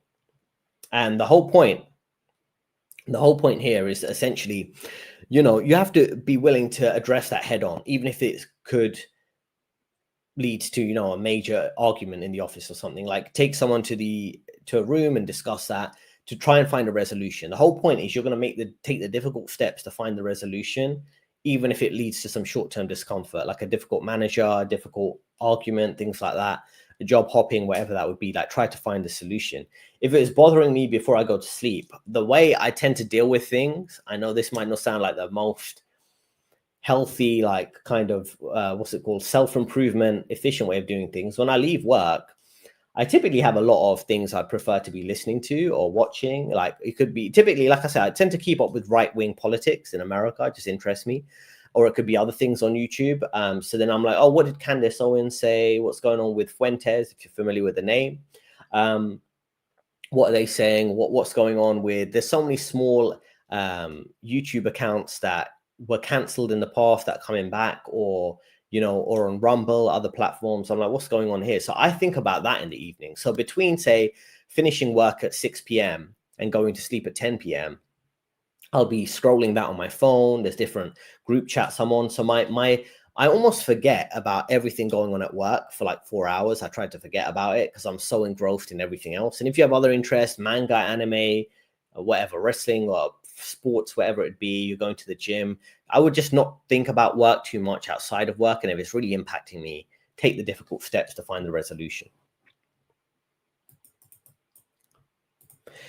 Every time my manager tried to bully me, I contact the employment court. They finally understood not to mess with me. Yeah, sometimes you got to do that. I had to use that threat one time, actually, and they backed off, and I basically got some extra time to work at the company before I found a new job. And yeah, you got to set those clear boundaries because people try to really push you, right? And you got to think about that, you know, because sometimes when you threaten to mention employment court, they might. Sorry, man, I've been talking for a lot. 1 second.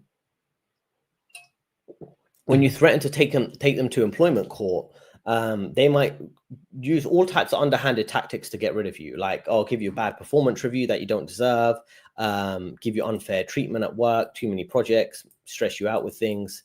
So Vince says, can't wait to buy the $5 supermarket cake for my team at the new job. Yeah, definitely. It's worthwhile doing. Or what I would do is see what other people do. Like, what is the standard cake everyone gets? What is the standard box of sweets that everyone gets? Because sometimes it could be good quality. Typically, it wouldn't be. And I'll be like, oh, I'll just do the same, right? Because you don't want to do what I did, which I mentioned in the previous video, where I buy an expensive cake and then everyone else is buying cheap cakes on their birthday. What time between 2 and 7 p.m. is best to watch Netflix at work? Booking a meeting room for that, of course. Yeah, I guess it matters. The whole point, and I know obviously Vince is a client I've worked with as part of my coaching program. The whole point, because if you're going from a remote job or working from home to working in the office, is understanding all the trends around you, because the rule of the office is conformity, right? So if everyone is leaving the office at 5, then you try to leave the same time at 5 or just after 5:15. If everyone is, pretending to work like 3 to 5 p.m., then you pretend to work 3 to 5 p.m. But if everyone's going to lunch at 2, then you go to lunch at 2. You don't have to follow everything everyone does, but you learn the patterns. And that's what happens in the first few weeks of a job or first few months. You're learning all the patterns. Who really has the power? Who's the popular person? How much time can I really waste at work, right? When can I leave early? When can I do extra work and it pays off, right? What's the important project? The same way with this, it's like you learn all the time trends. And if you learn, okay, cool, well, at like I say, at 5 o'clock every day, people are still in the office until 7, but they're not doing any work. They're just staying until 7 until the manager leaves. Then 5 to 7 p.m. is a good time to watch, because you're learning from the conformity of other employees. Leonardo says we need to implement UBI. I understand why people want UBI, but my worry about UBI is the government's going to say, well, we have UBI, but you can't express certain opinions online. We have UBI, but you have to spend this money on certain crap products, trash products that aren't good for your health. You can only buy food on certain products that aren't really good for you. Or we have UBI, but you have to spend the money in a certain time frame, and you have to behave a particular way. You have to take certain medical shots into your arm that you might not agree with. It's going to be interesting when not only men, but also women who have benefited from other DI programs, are all of us being eliminated by artificial intelligence. Yeah, we already see that. And there's so many videos I've got to react to that are coming up where you see some women in tech, for example, who are losing their jobs, who are kind of DEI hires, who are just not really doing much work, right? So I'm going to say this. I have about 3 more points in this to go through. If you post all the comments you want to post, and then I'll finish off shortly. So I'm going to go through this and I'll go through all the comments. If you want to leave a comment, you have about 15 minutes, and then I'll be ending probably in another 15 minutes. So fake friends. Fake friends. Co-workers are not your friend, right? There's a famous phrase out there. You probably know the song by Drake, No New Friends, from several years ago, right? So the whole point is that, your friends that you have that are trustworthy are typically people you've had earlier in life, or you have friends outside of work, right? Maybe you had a friend from work that you've had for several years, but you maintain that friendship outside of work. Maybe you've been keeping up with them outside of work. You have friends from high school and things like that. These are the type of people who are your friends. Co-workers aren't your friends. They're just allies that are convenient at work. There's a famous phrase, if you're familiar with the pro wrestling industry, Razor Ramon, Scott Hall. There's a particular wrestler who moved from one big company to another company and secured a massive pay rise.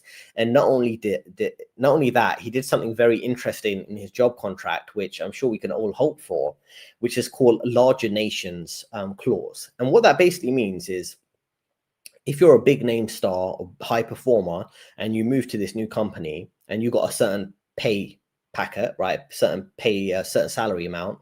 If other people move from other companies to your company, your salary should increase in line with that, which means you should always be a certain level above the more junior employees. So say you move, in this example, and making a lot of money. So say you moved from WWE to WCW to different pro wrestling companies, and you went from $500,000 to $750,000, and that was your pay packet. But you got the clause, if other junior employees are moving and they're coming in at higher rates too, I should get an equal percentage increase, right? So if people are going from let's just say more and more people are moving to this new company, WCW, his pay packet went from 750 to like 755, all the way up to 800K, to 900K, 1 million, because more and more people were moving. And he said, I should always be like 40% higher salary than the people beneath me. I don't know how they managed to agree this. They probably had a Hollywood agent who was willing to do it. But the point I'm making is, it's a very tricky game that you can play when you are dealing with difficult corporate environments, is understanding what's going on around you to make sure you have higher pay. And they're not your friends. You want to earn more than the person sitting next to you. You want to earn more than many people you're working with. So it's just a very weird dynamic if you think about it. But there's an interesting quote he said, where he says, I'm working to, let me get the phrase right. In business, You can make friends or you can make money. I already got enough friends. I'm here to make money. And the whole point is you shouldn't play the nice guy too much at work or in corporate environments because you get walked all over. What you want to do is go to work and focus on making money. And in the process, you're going to burn a few people. You're going to burn some so-called friends or allies you have at work. I'm not saying you should burn all bridges, but you're out for yourself at the end of the day, right? Don't focus on being friendly with everyone. Focus on your career progress. You're here to make money. You're not here to make friends, right? It's the money business. It's not the friend business. Now, if we go through this, right? So I mentioned in other videos, you want to pose as a friend and work as a spy, right? Many of your co-workers, they're just here to gather information on you, what skills you have, what do they know about your personal life that they can make jokes about, things like that. So co-workers aren't allies. They'll smile at you while secretly feeding information about you to others, complaining about you to others when it's convenient for them. They'll get you to lower your defense by being fake friends, feeling like you owe them or you know them, to gather info to use against you, and to get details about your personal life to mock you or embarrass you around others. A good example of this is I had a co-worker who was in a relationship with a woman in another team in our department, and they didn't discuss their personal life too much at work. But everyone acted like they were on great terms with both of them. But when the guy took a few days off, all of our team who pretended to be his friends were all making jokes about him. Oh, his girlfriend, she walks all over him. She wears the trousers in the relationship. And it's like all these people are being fake friends with this guy, right? And they thought he was a bit of a pushover based on how his girlfriend at work was treating him. So be careful about that. I'm telling you, people are always gossiping about you when you're away from the desk, when you're taking a day off. So just be aware of that. These people aren't your friends, and they don't have good nature in many of cases. Now, 1 second. Okay, let's keep going.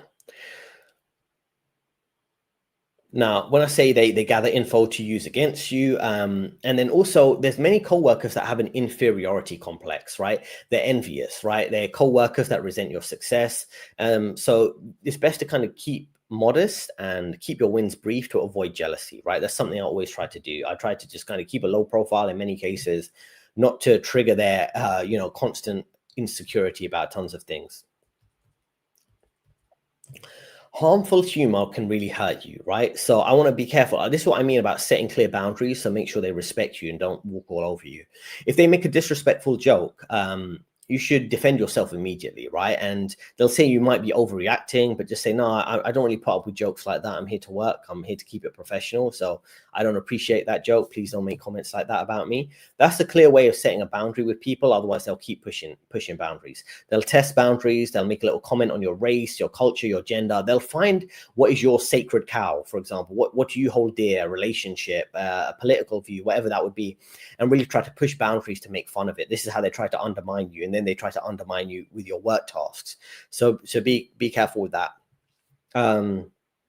Stay composed, right? Don't react emotionally or play along with the joke, right? So yeah, this is what I mean. Again, I mentioned some references from the pro wrestling industry, but in the pro wrestling industry, they have locker room banter and they have locker room pranks that they play on each other. And it would be completely crazy shit, right? Literally, they would do completely crazy things, right? I don't know. I've got too much to say about the pro wrestling industry. I mean, when you're at work, people make little jokes about each other, but in other industries, they'll like play pranks on each other, beat each other up, drug each other, all types of weird shit, right? So putting that to one side, the whole point is you want to essentially not sell it. You don't want to you don't want to give the impression, oh, they got one over on you, oh, they really hurt you by making a little comment, you reacted quite negatively to a cheap shot. That's why I keep saying, when it comes to work, you want to be emotionally detached, right? You don't want to be in a situation where people are kind of thinking, oh, they know your trigger button, they know what to say, so they know how to get you to work unprofessionally or to snap. And all men, we all know we have we all can be quite calm and emotionally controlled, but if someone keeps pushing your boundaries, you're going to snap. So you have to be careful you don't put yourself in that situation. So that's why it's best to stay composed. Don't react emotionally or play along with any joke that you feel is disrespectful, because they're going to repeat it again and again. Yeah. So if we move on to the fifth and final point, you want to ensure you don't be the clown in the workplace environment. You want to ensure that you put respect first, aim to be respectful, not the office clown, not the source where everyone can make jokes about you. You need to maintain a professional balance, stay businesslike, well-mannered, but relaxed and approachable. You want to keep things confident. You want to walk, talk, and act with purpose without faking or compromising your values. And you have to have clear boundaries, as I mentioned, and a strong presence. And so much of avoiding these issues is having a strong presence in those corporate environments so people don't walk all over you, right? And the whole thing is more important to be respected than to be liked, right? You don't want to be, oh, everyone likes you, but they treat you like you're a bit of a joke. That's not what you want to do. You want to control the perception of yourself from others in the sense of the way you dress, the way you communicate. You make it seem like it's just a bit weird for them to try to mock you. You want to be articulate, you want to be accurate, and quickly set boundaries with people. Now, when it comes to all of this, these are things, depending on your circumstances, that I help with through career coaching, right? Oh, let me just share my screen. 1 second.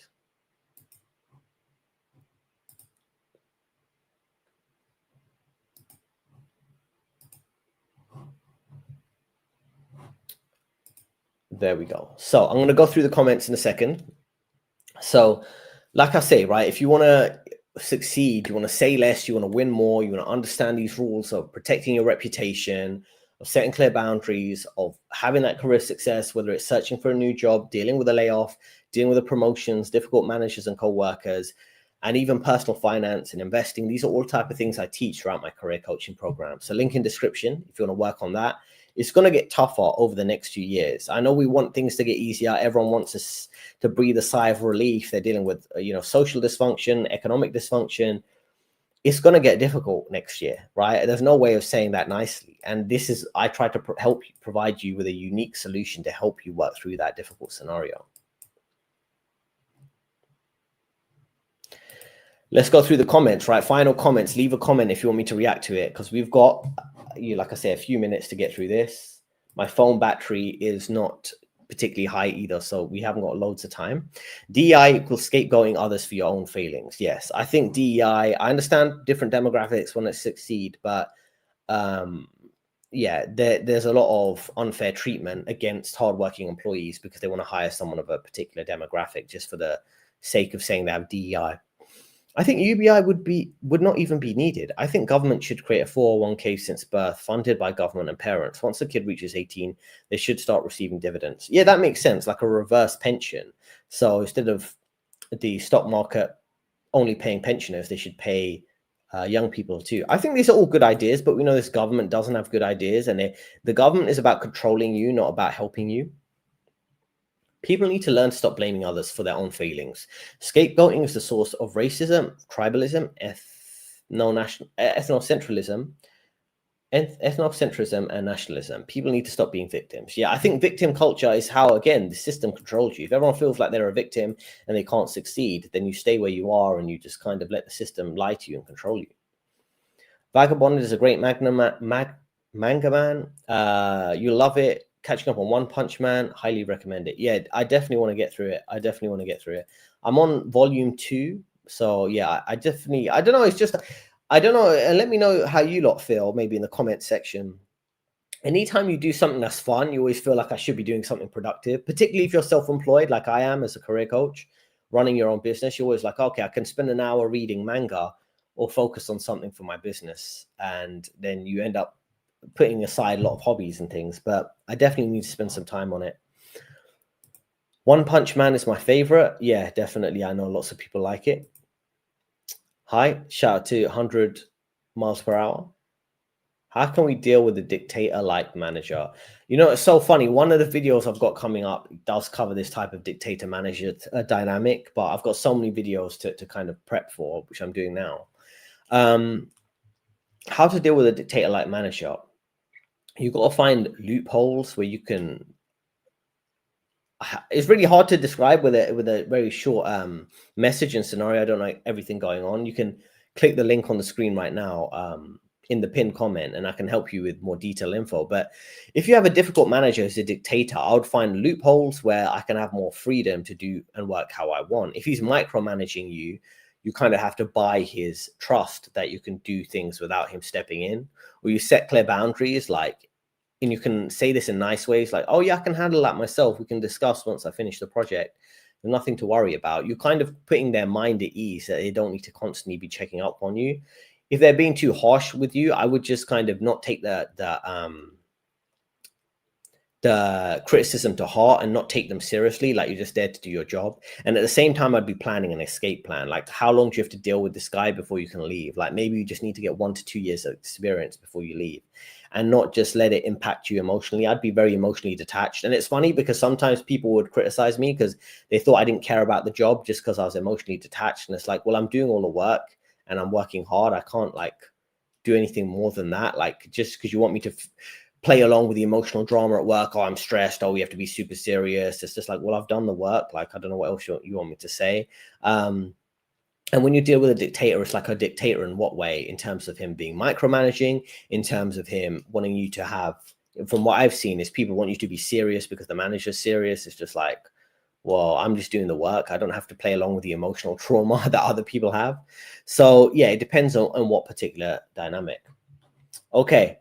Thanks, everyone. We are coming up to 2 hours and 48 minutes. I know lots of people, if you're here, you know, probably our loyal subscriber, and I respect that, 25 viewers. Please click like, share the live stream with others. I think we had a fun discussion. I am recording many videos. I'm telling you, from Monday, there's going to be a video every day. I guarantee that. It has been a kind of tough few weeks for me dealing with a lot of different scenarios, but I look forward to seeing you from every day starting Monday. Just trust me on that. And yeah, thanks for watching.